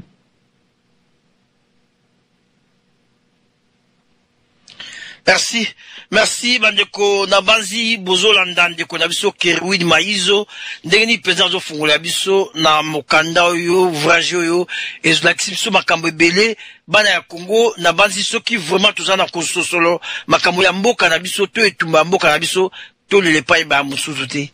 Libération à Congo, eko wute pa na yo Congolais, yango tozo senga tout Congolais siko yo zali kolobate ngana zana nga sous l'abri makambo etali nga etali obe balibita na ba Kerwin balobaka na ba radio na bango balobaka ndeko na ngai ezali makambo ya biso banso bana ya Congo tozwa connaissance ezali ba outil ya komba tozwa koyeba totelemela bato yo ba vrai agresseur na biso soko koti na kati na mokando tozo benga longilima yo koyeba bango na banzi bozali kolanda ndeko Kerwin ya sazwa ki connaissance tina suka ya mokando yo azo fungula mito ya bandeko na bazwa kite mendeko Kerwin na ibite mikomileki na kati na Grande-Bretagne awa dédicace ya mokanda yo esalamaki ezalaki sous le patronage ya Radio TV Bendele oyo tozali kosolanga na c'est-à-dire Radio TV Bendele mutu asalaki nyonso penza po dédicace oyo salama mendeko mo congolais na ibiti soka zaki ko wande to congolais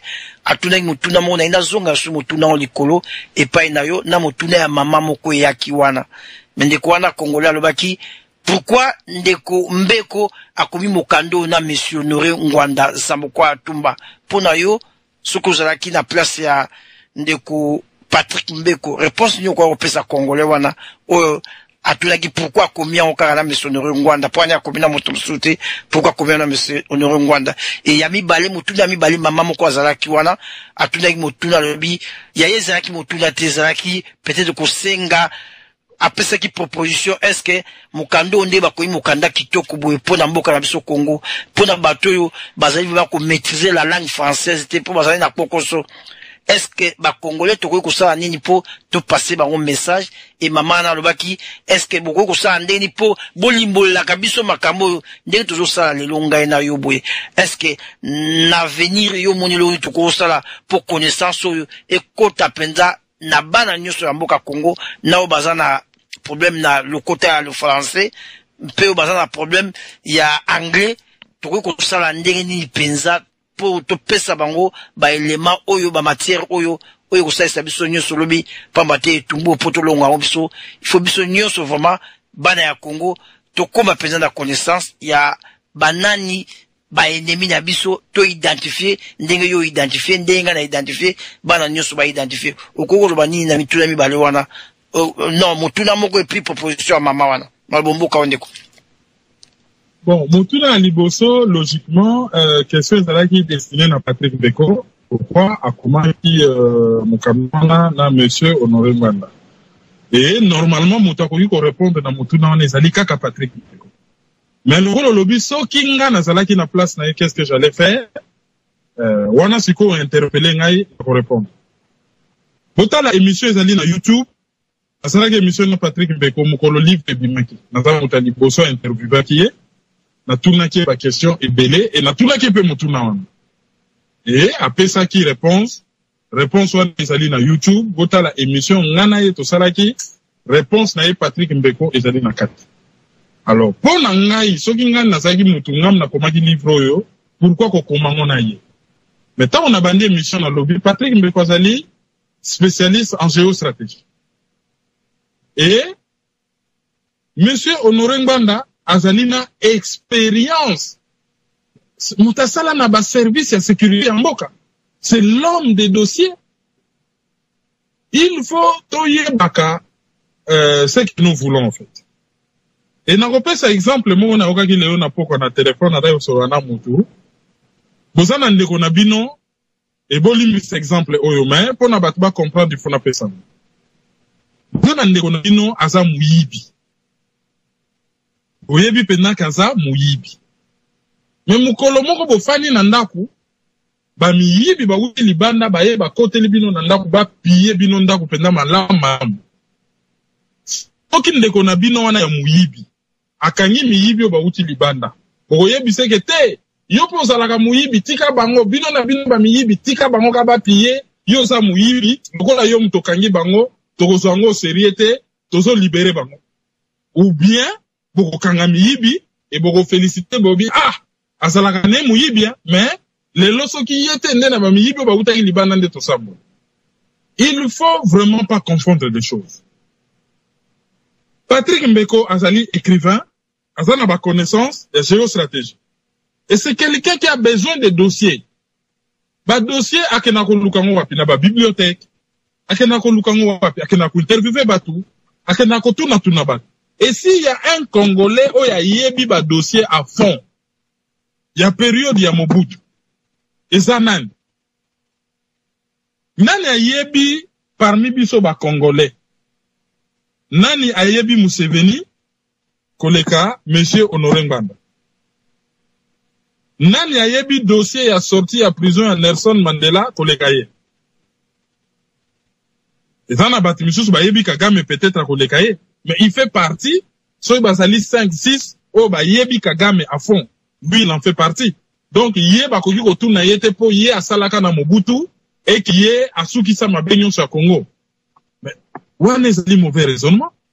Soki bazali na mabe oyo bazo reproché yé, soki mboka na biso se libéré, tout ça na système judiciaire ou toko mettre en place, mutu nyonso toko reproché likambo. Ezala yonde ko libita. Ezala ngai. Oh, papa Honoré Ngbanda. Oh, papa Songolo. Oh, papa Mpakala. Oh, Mututel. Oh, Patrick Mbeko. Les cas na tribunal, il y a côté justifié. Yo de année tel na année tel au salaga likambo ezalaka boye olobini. Oyo justice a kosi innocente. Azali innocente. Oyo justice a condamné, ye. Mais cela empêche que makambo solo besa solo. Pour y avoir la connaissance ya ba dossier. Sikoyo au moni biso ba Congolais to se focalisaka mingi sur batu, au lieu to se focaliser sur les faits. Alors, va démontrer que makambo oyo ezali na ouvrage oyo ezali faux. C'est fini. Ah, oyo ezali entre page 25 et page 42, c'est faux et archi faux ezali lokuta. Mais quoi comme même argument moko bidon et enfantin du genre. Lokola Ngbanda mutalobi yango, il faut pas déconsidérer yango, ben là ça n'a pas de sens. Ça ne tient vraiment pas la route. Et ce qu'on remarqué, moi tendance mon comme mikolo yo, banguna ya Congo bazo utiliser ngo mingi. Munguna ya Congo soki asa na argument na makasi ezali faut à discréditer yo. Soko yebi c'est que 1 plus 1 égale 2. Soka yebi na mutema na ye que 1 plus 1 égale 2, aoyeno argument yo na 1952 obelaka liboma. Donc calcul na yo ko sala ya solo te po obelaka liboma. Oui, na belaka liboma d'accord na 1952, na kota hôpital 15 ans na liboma, mais na ngina yeba malgré que na bela liboma. Est-ce que 1 plus 1 égale 2 ou pas? C'est ça la question. Yo ka répondre nga soki 1 plus 1 égale 2. Soki zali 2 na sa na raison kanga muno. Mais ko yela nga ite ke oh yo zo loba na so kota ngo dutu po yo belaka liboma na 1932. Ça ne sert à rien. Na belaka liboma na 1932, bakoki ko zwanga te na musala na comme enseignant parce que peut-être liboma ko zonga na koki ko sala bana mabe, ça c'est autre chose. Mais na likambo tozo solo là, 1 plus 1 égale combien? Ngana lobby 2. Est-ce que ça li lokuta to ya solo? Et comme argument mikolo tin internet.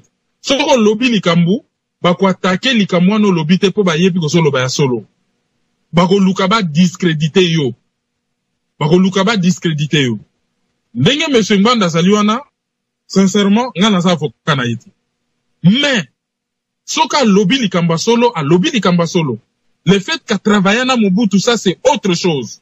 Et cette affaire-là qu'a travaillé na Mobutu, c'est une affaire interne na biso ba Congolais que nous allons régler entre nous dans un pays libéré. Ça c'est entre nous. Et taliba payate ba ko imposer biso un agenda, bosala bo. Donc Patrick Mbeko, ba connaissance ces allez pas ya mwana mboka, il fallait que ne lukango wapi. Akene pa ya Kagame que bon, yo expliquer ngai Mobutu aliaka nini azali ko sala ndenge nini. Ba c'est un puits de connaissance. Ministre de la Défense, responsable à service de renseignement. Mais s'il y a quelqu'un qui a les dossiers dans ces pays, c'est ce monsieur. Ezali batu oyo photo yeba ndenge mboke tambolaka, c'est eux que nous devons contacter. Du moment que biso to na culture ya archive te. Archive na biso ba Rwanda ba kima nango ba tumba ba archive. Mais batu ba kopesa biso ba information. Ezali bango. Ezali batu lokola banke malilo. Ezali batu lokola ba José Atundu. Ba travailler na ba service en ils sont des dossiers. Et ba yebi ba dossier à fond. Donc wa ko yebi sa batuke yé akoki ko komana yé te po yé asala soki nini, ça c'est un faux problème. Soka sala likambu, c'est entre nous les Congolais. Soki mboke s'est libéré, il y aura un système de justice. Il va parler avec la justice de son pays. Il va prouver parce que jusqu'à preuve du contraire, toute personne est censée être innocente jusqu'à ce qu'un procès équitable et établir culpabilité à Moutou. Wanezali otobenga na droit présomption d'innocence. Alors, tant que justice véritablement juste est passée na nouté, pour na e condamner Moutou pour un fait X ou Y, makambo Moutazo loba, il faut juger yango par rapport na véracité à makambo et non par rapport na personnalité. Alors, il faut tout ça la keba na stratégie banguna et komi kaka, même ngaso na lobby likama malonga, et koma kaka, ah te, liboso na nous soy na lobby likambu, ba koma yiko koloba, wana asa mutayi depes. Mutayi depes. Ba yebi ke naza mutayi depes te. Après, ba bimisi argument ya sika. Combattant. Ben, souka, ba yebi ke naza combattant te. Après, ba yeko bimisi langal sous selo ka sika. Mutu ya pareko. Ba yebi ke na mutu ya pareko te. Nazali nanga un indépendant. Nga na tunaka bango kaka simple. Bon, to supposer que yé aloba kiangote. Est-ce que ngai na mayele nanga? Na moi classe muki ona sala. Na koki ko yeba likambo wana te. Pona yeba ngo kaka yé muti fa loba. Bon, ok, d'accord. Yé muta yebisa ki nga na loba boy. Ok, d'accord, je suis d'accord. Mais siko eza lokuta to ya solo. Ote, yaza mutu mabe, yé. Non, malembe. Na yebi, asa mutu mabe, ndo ki tout ce que vous voulez. Na ina yeba kaka, likambo ya lobi wana eza ya solo, to ya lokuta. Te, asa mutu mabe, non, malembe. Tozonga non na likambo ya lobi. Eza ya solo, to ya lokuta. Makambo wana sala na bamboka wana. Tozolo ba makambo sala na bamboka wana. Te eza mboka na biso eza ya binote. Tongi yeba kaka, o ya lobi, eza ya solo, to ya lokuta. Soko pesi na nous réponse que eza ya solo, to discuter sur wana. Alors, mabe na yena malamu na yena soko lingi émission spéciale. Wana après, mais en attendant, oh ya lobby eza ya solo, to ya lokuta. Donc wana première réponse, botala réponse au Patrick Mbeko apesa inga émission ngana yeto salaki, et ensuite to sala attention na stratégie ya banguna, o ezali que ceux qui basent na argumenter, ba komi ko luka ko discréditer source et information, pour na ko salir l'information en même temps, même si l'information est vraie. Wana première réponse na question na. Pour na maman oyo alobaki par rapport à ouvrage. Dans le monde entier, l'ouvrage est belé tout en anglais, et ça a un système à traduction.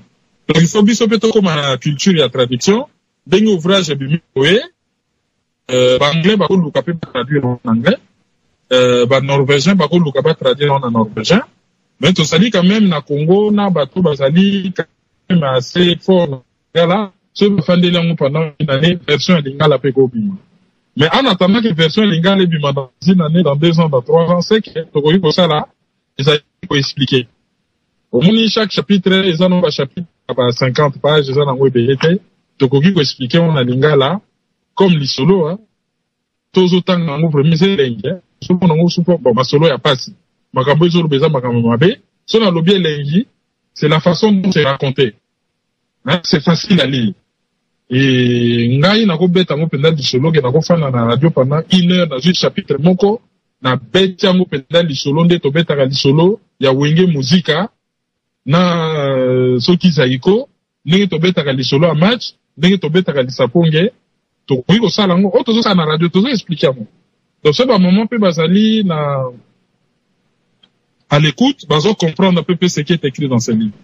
Et ben solo o eza na livre o na misu eza na livre o yote. C'est en quelque sorte peu makambo na bakanalyse. Tozuika makambo ya difficile ya ba français milai, to résumé on a lingala moka simple, to mettre en à disposition ya bato. Donc moi je pense que il faut qu'on multiplie ba émission, hein, ba maman, ba landa, ba papa, oyo ba koyi ko comme un peu na niveau français on a makasité, soki ba expliquer bango makambo, kolobela bango kana lingala o maman, pas nyoso to somo na Congo, ezali que bato moko bazali na États-Unis, Amerika, ba misusu bazali epa ya ba ingelesi, ba misusu bazali epa ya ba Canadien, bato wana bakoma komona neti ke mokili eza ya bango et bazalaka na respect na vie humaine te pona bomengo na bango, bato bakoki kokufa ndenge oyo bango balingi.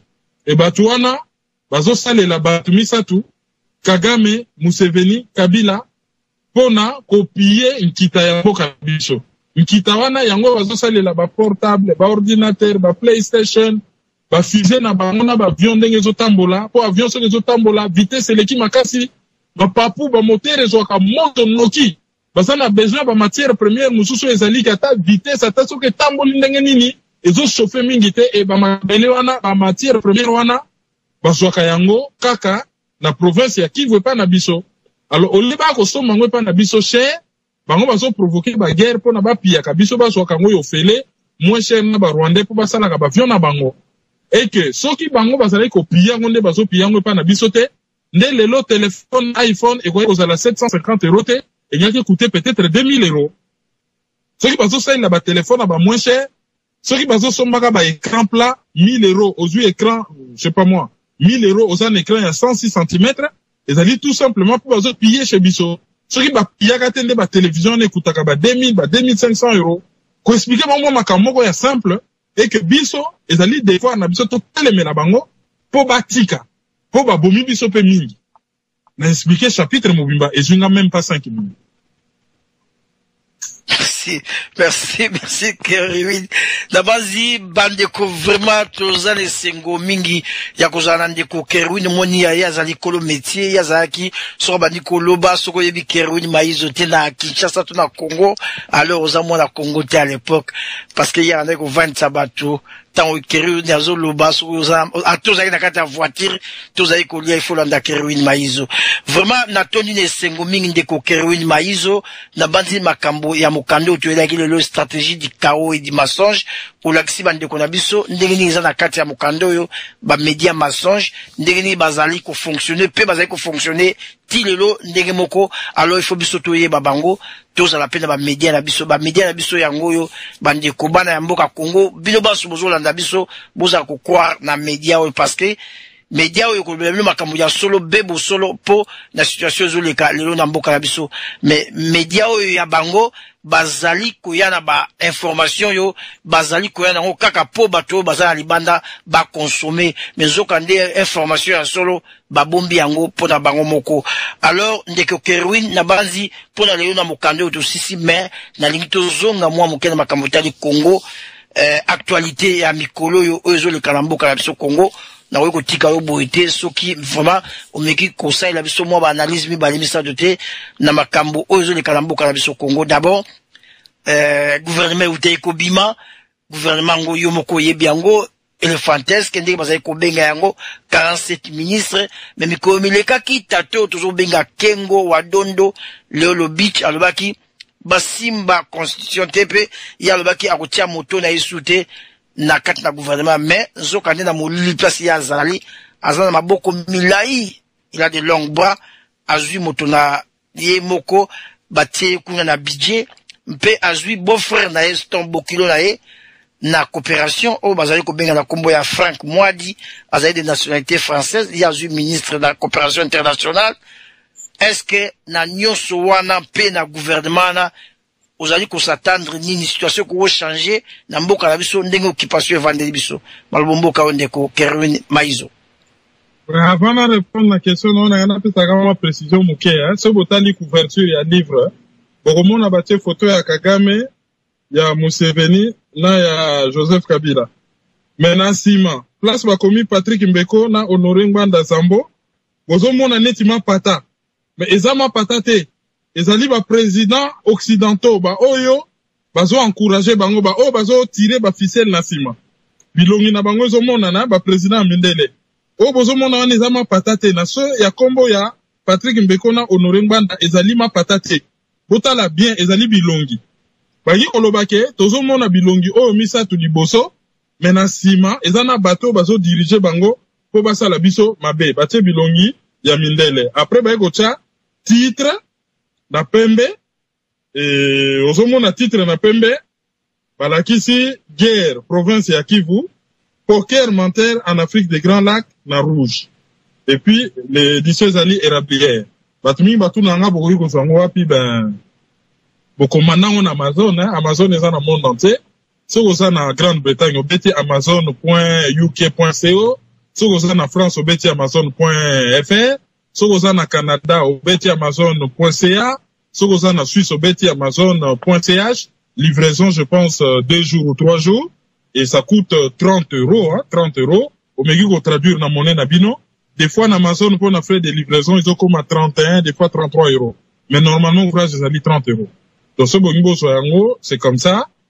Aux en a moins 60 €, et d'aller acte patriotique, au somimi balé, moko pona yo, moko pona ndeko yo, n'enveloppe monene, au tindi na Congo lobi, atanga me abomba pe pona yete, asisi kotanga ape sape voisin. Moko pona yo, moko pona mère na bino, hein? Yo mtofanda kana mwa village na ona Suisse, moni mwa nzela oto le kaka, avant to matanangomba, village eza na droite. Mère na bino eza na ouvrage te. Au sombelier, au pesier. Moi, banquier na bino place au Kenya ko soit crédit. Au sombelier, au pesier. Yo fan na Canada, kuna na sima ya Cagliari. Ou aux alagasoki na misi shoga. Au sombi moi ouvrage oyo, mais oyebi ke professeur na bino, kuna na université, apé sa cours ya français. Au sombi mi balé, moko ya yo, moko teli en enveloppe cadeau à bon année au pesier. Yo mutoza na France au fan na Montpellier. Na bibliothèque municipale, na mairie wana na bibliothèque. Oza na moins 60 € beta kikop. Moins 2 ouvrages, oche moins 2 na bibliothèque. Ozo sala acte moko munene, oza ko se rendre compte te. Yo mutofani na Allemagne na Mönchengladbach. Na ville na bino wana ezana professeur moko kola na Belgique, alobaka français. Osombi ouvrage au pesier. Yo mutofani na Liège, na université à Liège. Ozalaki capable, okendo bamba, JB, 500 € na elongi. Mais ce qu'on suit kaka 100 € oza na 3 ouvrages. Oche na bibliothèque à université à Liège. Oyebi combien d'étudiants ba otanga ngo? Yo mutoza na Bruxelles. Yo mutoza na Luxembourg. Yo mutoza na Louisiane, les États-Unis. Ou yo mutoza na Brésil. Yo mutoza na Afrique du Sud. Ou na Japon. Pourquoi pas na Chine? Ou en Australie. Voilà, c'est comme ça qu'on peut poser des actes patriotiques. Ngana sala ango, ngana somba ba ouvrage 5, 6, 7. Na tika kana ba bibliothèque. Na yeka ka oui na sombeli bino ba ouvrage yango. Na leki 3 mois après na lobby na kota la fiche à lecture à ouvrage wana. Ah, otika ki 3 ouvrages mais oh monsieur quand même ça a été lu par 10 personnes mais oh monsieur penda ba bazo mesa na ngote. Ah bon? Ok, bon, il n'y a pas de problème, mais si on a joué ouvrage, on a reçu na wa otike la bino. Boye ba kopozaka ba acte patriotique. Tozali na guerre communication, il faut tolonga yango. Et guerre ya communication, c'est le devoir de tout le monde. Lamuka, telema, bunda guerre ya communication. Et il faut tolonga yango.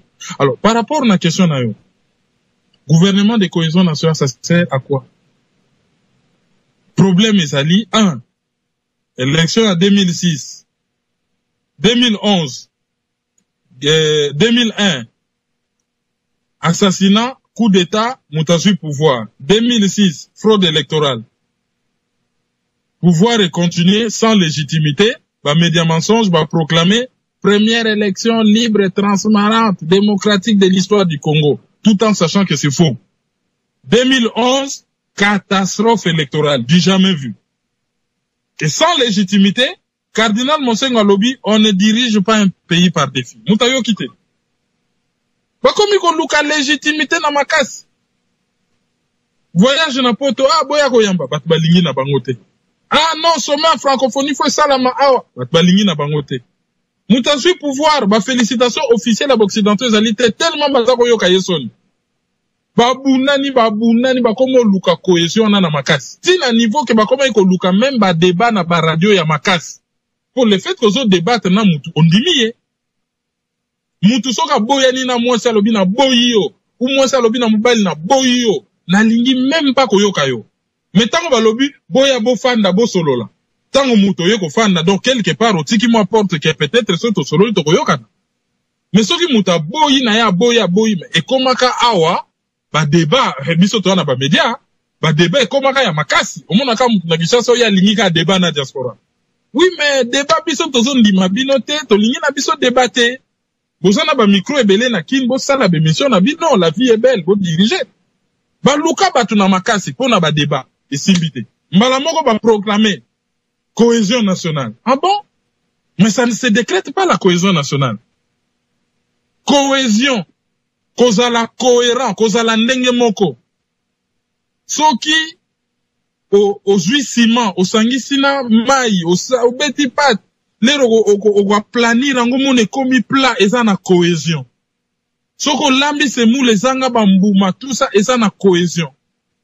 Cohésion nationale ezali bino nyonso bo se soudé. Bisanga moko pour na bo défendre cause moko commune. C'est ça la cohésion. Au pays eza na guerre bo se soudé derrière chef de l'État, il faut tous la cohésion pour tout sauver mboka. Ba kinoa ba boyi.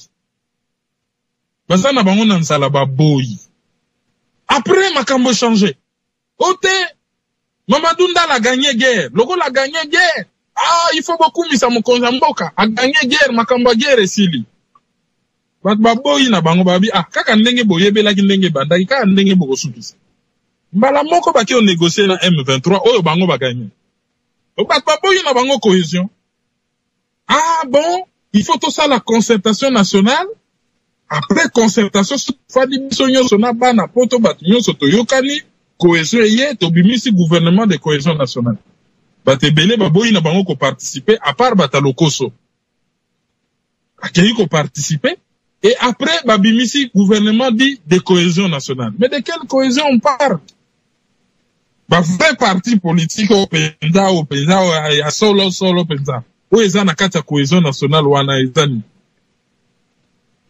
Sikoyo to bimi na ba ministre bazana ba passer moko lourd, ba détourner ba fond, ba sala makambo grave.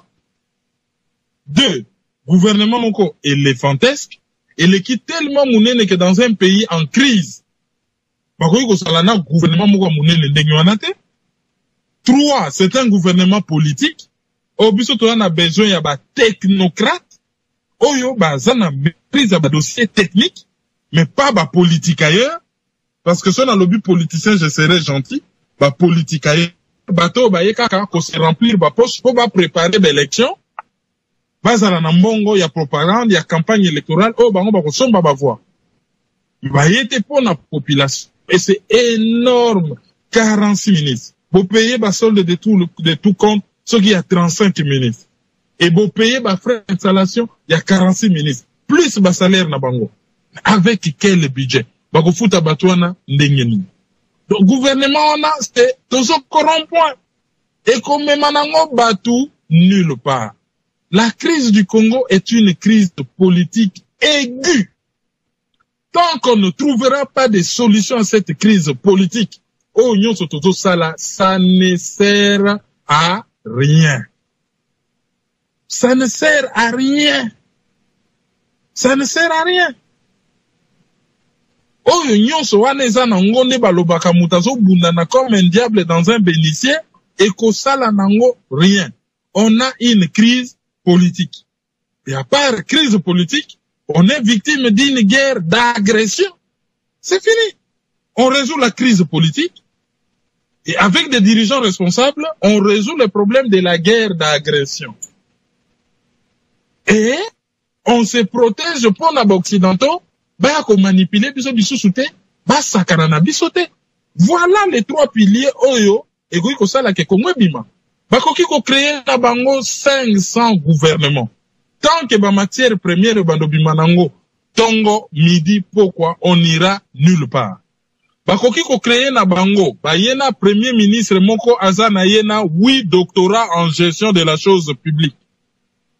Tant qu'il y aura la guerre à kosala rien. Bakoki koya na bango na ministre de l'Intérieur, oyaza na yena 12 doctorats en organisation des élections libres, transparentes et démocratiques. Tant que ba occidentaux barobana ko déstabiliser biso et que nous on n'aura pas d'armée, et qu'on n'aura pas de Congolais formés, et qu'on n'aura pas de patriotes, ça ne changera rien. Il faut qu'on résoudre d'abord crise politique, qu'on résoudre le problème, il y a guerre d'agression, et qu'on résoudre après le problème, il y a guerre de basse intensité aux occidentaux, bazo mener les bisous. Tant que nous ne serons pas capables d'agir par rapport aux commanditaires, par rapport aux sous-traitants, et tant que nous ne serons pas capables de neutraliser les exécutants, nous allons tourner en rond. Et la cohésion, c'est juste un mot. Ça ne se décrète pas, et se décrète à Kanangote. Et se décrète à Kanangote. Moutako bimate na TV abimika abwembala moko a décrété. Zala mutu malamu, na komi mutu malamu. Non, ça se décrète pas. La cohésion, c'est l'oko moko et se construit zaka. Et ezwaka temps pour ne se construire. Et se décrète à kate bon, torobenga gouvernement oyo de cohésion nationale. De quelle cohésion il y a? Muto azali un pays lelo na Kingasani, ou soki na Mushi, ou na Kasumbale, sakuna oyo azali un pays, azali na cohésion, na Boshab Mutazo Salaka Bakata na fête na boulevard du 30 juin pour ba commissaire ministre mutu o ba bomi mwana na lelo na Beni azali na cohésion na ministre oyo soki Moulière soki nani il y a décentralisation oyo azo sepela ke ya komi ministre mutu mususu na Beni ba bomi mwana na yo kasi ministre wana azali na cohésion na ye mutu oyo azo kemba na poto parce que activité économique ni na Kinshasa ba plié yango ou bazo tungisa ye na fin de l'année pati na mbongo na famille mutu wana zali en cohésion avec ministre Bolamba o batie ya Congolais de l'étranger ainsi de suite et na kopesa exemple belé donc to retourner na biso en rond le problème il est ailleurs tant que to banda koto autour du pot to résoudre le problème te pour problème biso tout oyebiango et tant que tu peux résoudre le problème on tourne en rond. Merci, on tourne en rond de konabiso auti koloba mais kaka na kati actualité ndeko Kerouni Maizo monsieur Hippolyte Kanambe alias Joseph Kabila abi alingi koyoka injection ya moto motangi ba injection te okokoloba nini alingi koyoka injection moto mokote soit ba Hollande soit américain, motomo tape sa injonction. Yoko lobani dans tout ça. Wana lobaki na yepo na ko distraire population pourquoi parce que pouvoir ou eza na Kinshasa ezali pouvoir ya Afden et ezali un pouvoir ici de l'étranger. Bato bazo pesa ba injonction lelo bato wana nde bato bazwaki bango na Rwanda na Uganda ba armée bango ba faire traverser bango Congo na ba avion ya société Amphi African Mineral Field, si ndenge baka kokoma na kin baya jamais na makolo. Oh nyosa yebisaka bino ke baka dogo baya na Kinshasa na makolo, c'est faux et archi faux. Bayaka na avion. Et pourquoi na bango balobaki te ke bon, nous on aime tellement le Congo alors makam na bino to lingite. Ben jonction na kwa kolobango une fois na pouvoir. Donc à trahir bato bachaki na pouvoir. Wana lobaka ngo juste pour la consommation interne. Ayebi que devant les occidentaux, il n'a rien à dire. Bango bat bachaki na pouvoir, bango bat bazo maintenir na pouvoir et so ba lobika kende a okende. Oyo alobaki wana ezali pour la consommation interne. C'est donner un peu de contenance et un peu d'autorité, mais sinon, c'est des propos sans objet. Merci, vraiment, tu as commis vraiment presque dans Souka, na évité, au Koloba Nini, le Souka, pour na Makamutali, stratégie du chaos et du mensonge, et pas à Congolais. Ndenge ute ko betambela kaka basomba bakabola bandeko basala nyonso mais lobano ya suka okoloba nini na ndakisa oyo radio TV Bendele sala kiawa pona kosala dédicace ya mukanda monene oyo ndeko Patrick Mbeko pe na mesonoro ngwanda basali yango est-ce que okuipe komona ba congolais musupe ko encourager bango basala même na ba ville bazali na ba mboka bazali pote message oyo leka pe mukanda oyo ekoma penza na porter ba congolais nyonso malo mboka yo pe lobano ya suka. Ben, merci mingi pour l'invitation. Na sepeli mingi na salaki na radio Bendele Léon. Pourquoi? C'était pour la deuxième fois. Et bah ennemi à Congo na bato yo baza ko s'organiser contre nga bazu argument na bango béton to ba kazala ka muto pareko preuve alika ki na radio Bendele na pokwa bozu preuve mais sengba na mtazala ka simana ye pona lobaka soki nini lobaka gai nazali congolais radio Bendele c'est une radio congolaise je passe où je veux, quand je veux, et comme je veux, lorsqu'on m'invite. Donc, de ce côté, on a Moutabang Samouningate, na lekanaba multi-radio, na lekanaba Bendele, na lekanaba Misusu, na lekanaba Sitebele. S'il s'agit de parler du Congo, je le ferai. Pour le Congo, il ne faut pas tout baisser bras. Moutou na moutou, azana rôle à rejouer. Selon ma question Nzamba Pessi. Au monde ne bakendaka na guerre, ezana bateau bazaka na avion, armée aérienne, ezana bateau bazalaka ba fantassin bata makolo, ezana ba médecin basonyaka bato bazozoka, ezana ba oyo balambelaka bateau bazobunda, ezana ba oyo bamemaka ba arme, ezana ba oyo bazana kata ba tente, ezana oyo bazana kata ba bateau mutu na mutaza na rôle na ye. Na kaya Congo, mutu na mutu a joué rôle na ye. Surtout côté communication, tout le monde est capable. Soki mutu na mutu akoki ko beta lisolo ya Congo à 2 personnes par jour. Boko kamwa au bout de 6 mois, dans toutes les villes, au ba Congolais bazali, ba okoma kaka ko parler sur Congo. Les rozo beta masolo, zala na précision en langage. Ah, chez nous, on viole beaucoup, hein. On l'oublie rien. Ah, chez nous, on viole beaucoup. Ah bon? Ah, y'a un mibele ba Congolais ba violaka mingi boni ba melaka Viagra. Chez vous, il n'y a pas de prostituées ou il n'y a pas beaucoup de femmes? Pourquoi ils violent beaucoup comme ça? Non. Il faut expliquer mon truc. Non, chez nous, tous alliés agressés par des pays étrangers et pour nous humilier, biso ba violaka basi. Pour nous humilier, mibale ba violaka basi. Là, on lobby quelque chose. Mais quand tu dis, chez nous, on viole beaucoup, hein, on lobby rien. Moutoza na face non ayebine makamba Congo te ya zo comprendre que ba mibale ba congolais lokola basalaka na posa basi à tout moment ba violaka basi. Donc il faut qu'on ait une précision de langage. On est là liboso. Chez nous il y a la guerre. Non. Il faut qu'il y ait une guerre d'agression. Ah mais pourquoi il y a une guerre d'agression? Non, on vient piller les coltans. Où ils ont permettre na yo ozala na portable na yo ozala na maboko wana. Parce que sans yango, ba nouvelle technologie et ko exister.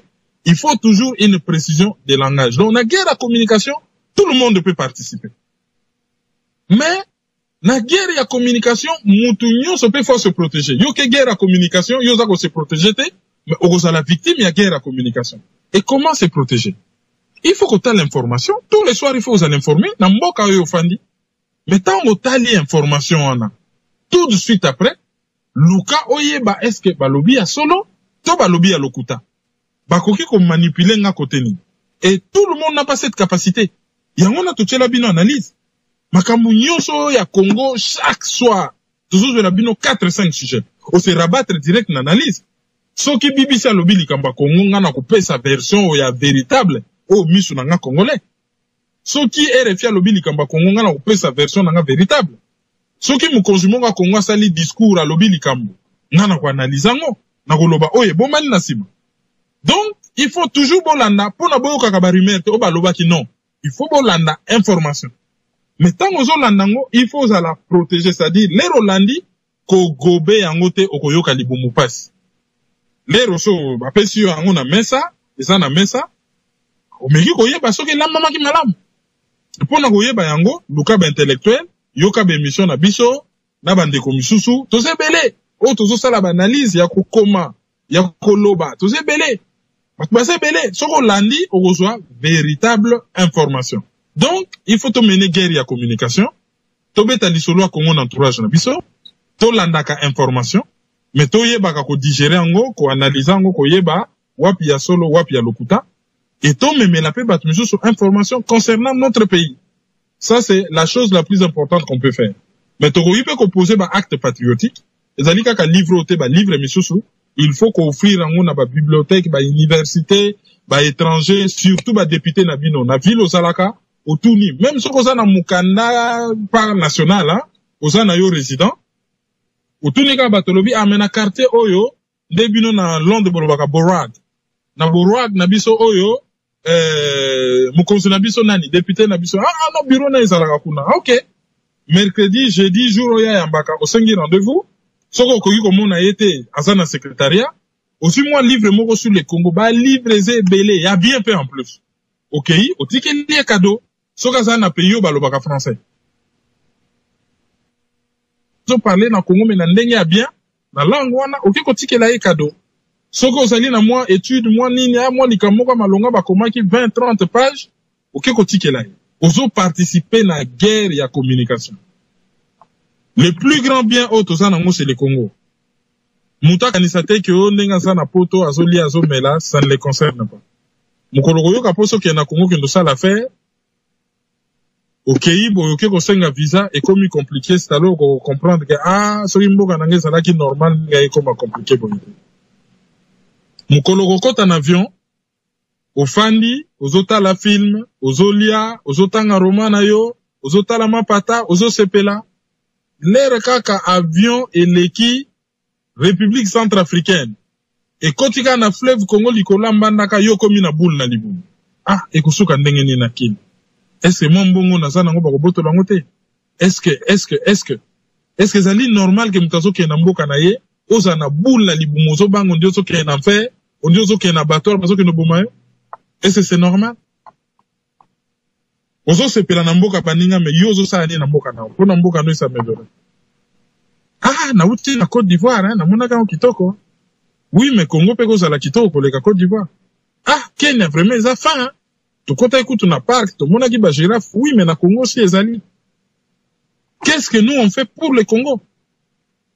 Soki yo s'occuper na Congo te, Congo ane chité. Le jour au lendemain, la mouki boye, ok, na mairie, bon, kende ko sali sa passeport à Sika, République nini yo, République du Bandon. Oui, puis combien coûtait pour un passeport nyons? Au changer na nationalité, 10 ans après, il faut que nous changions passeport na yo pays d'origine. Oh non, c'était l'ex-RDC qui n'existe plus. Maintenant, il faut na commencer qui République du Bandon. Ok. Ok, na aéroport, et puis, non, mais, Kalakalanero, les cacao, balobak, c'est République du Congo, mais comment expliquer comme République de l'Équateur? Ça veut dire quoi? 30 minutes na quoi? Oui, combien de makambozo raté? On raté train na yo, on raté bus na yo, ok, na boutou, makambo ebele. Batwa quand c'était que oso kimbo quand se disloqué, il y a fani na poto eko touché yeti. Eko touché yo. Et mukoloko koma na mboka wana, onga na komi na 60 ans, komi na mboka wana, otuni pe mwana na olobi, mwana na mususo bota, to ya kangama na République du Kivu, loko na bota ka ina muta Kivu le mama na kendaka kune koma pe ya kangama, parce que pona kende kuna faut visa. Bon? Poko na nga pona mona il faut visa. Mais ngane na uta ina poto, na zoi kaka visa pona ya Kinshasa. Oui, il faut so visa mi bale po okende na République du Katanga, oke no mona koko na o mususu po kenda kuna na mama na ye. Bongo noko Robert. Mais noko Robert loko la bala mutu Équateur, yepe akoma na ye mutu ya République de l'Équateur apona nationalité mwasi na ye. Siko ngana ye po na tokuta na toina mwa de sa famille, mais il faut senga visa po ya. Les gens se rendent pas compte. Ils pensent qu'ils ont logo mo le cabo. Et là, va payer au commandant, Mike, bah, il va pas concentrer déchiré, bah, il va pas boma. Le nom est taliban, noté. Mais ça, salami, lobby, va communiquer à matanga na radio bendele comme belé, hein. Ah, bon, les gars, Tottenham, pour nous, badako kapolamboka kune yindaki, pour la frontière, bataki sangani, balingaki bazo village tel, mais batamanie, ma balobite, il faisait à la côté, na bango, leba betani masasi, 20 morts, yangwana ndeko mututel, la fin na Tottenham a poussé. Mais mutu na Tottenham a fandaki devant télé, ah, makamba kongo aneta la rangaïki. Et kota la yeka mukolo, mboke kabwani, ba betani masasi kuna ale, boya matanga, boya ocha cotisation pour mutakufi. Donc, il faut se rendre compte que ce qui va se passer au Congo, est une responsabilité de tout. Ceux qui t'ont réveillé, on n'aura que nos dents pour pleurer, nos yeux pour pleurer. Donc, il faut vraiment tout ça là, attention. Tout ça là, debout, c'est notre patrimoine, il restera entier. Ngaïba, Kokona Ngaïba, Tikelenga, un pays de 2 345 409 km², et je laisserai à mes enfants 2 345 409 km², pas 1 kilomètre de moi. Sur ce, je vous dis merci de m'avoir invité. Merci, Ndeko Kerewin Maizo, pesa na toni na esengo pambate, na lingara mingi tango yo ozali koloba pe ozali ko décortiquer makambo ya mboka na biso Congo, olobi totikali bene loko moko ezali Congo, mama Congo, oyo asangisi biso nyonso, bana Congo ne na uti koloba esika banso bozali boyeba te, ozala na Amerika, na miki, na poto, na Asie, partout, oyeba te ozali sous l'abri na makambo ya Congo, noko na oto ya na oto mwana ye, okoyoka lobi lisasi, to akufi na nzala to na pasi ya nkisi, eko touche yango esika nyonso yo Congolais ozali, otelema likolo, poto bunda etumba ya mboka Congo, et surtout etumba liboso toko bunda, communication vraiment yango moto ezali ko baola biso lelo moto parce que ba média mensonge et gagner qui terrain mingi alors bandeko tozali na intérêt ya kusala makasi pe vitesse pour la communication de bouche en bouche na ko koma mikanda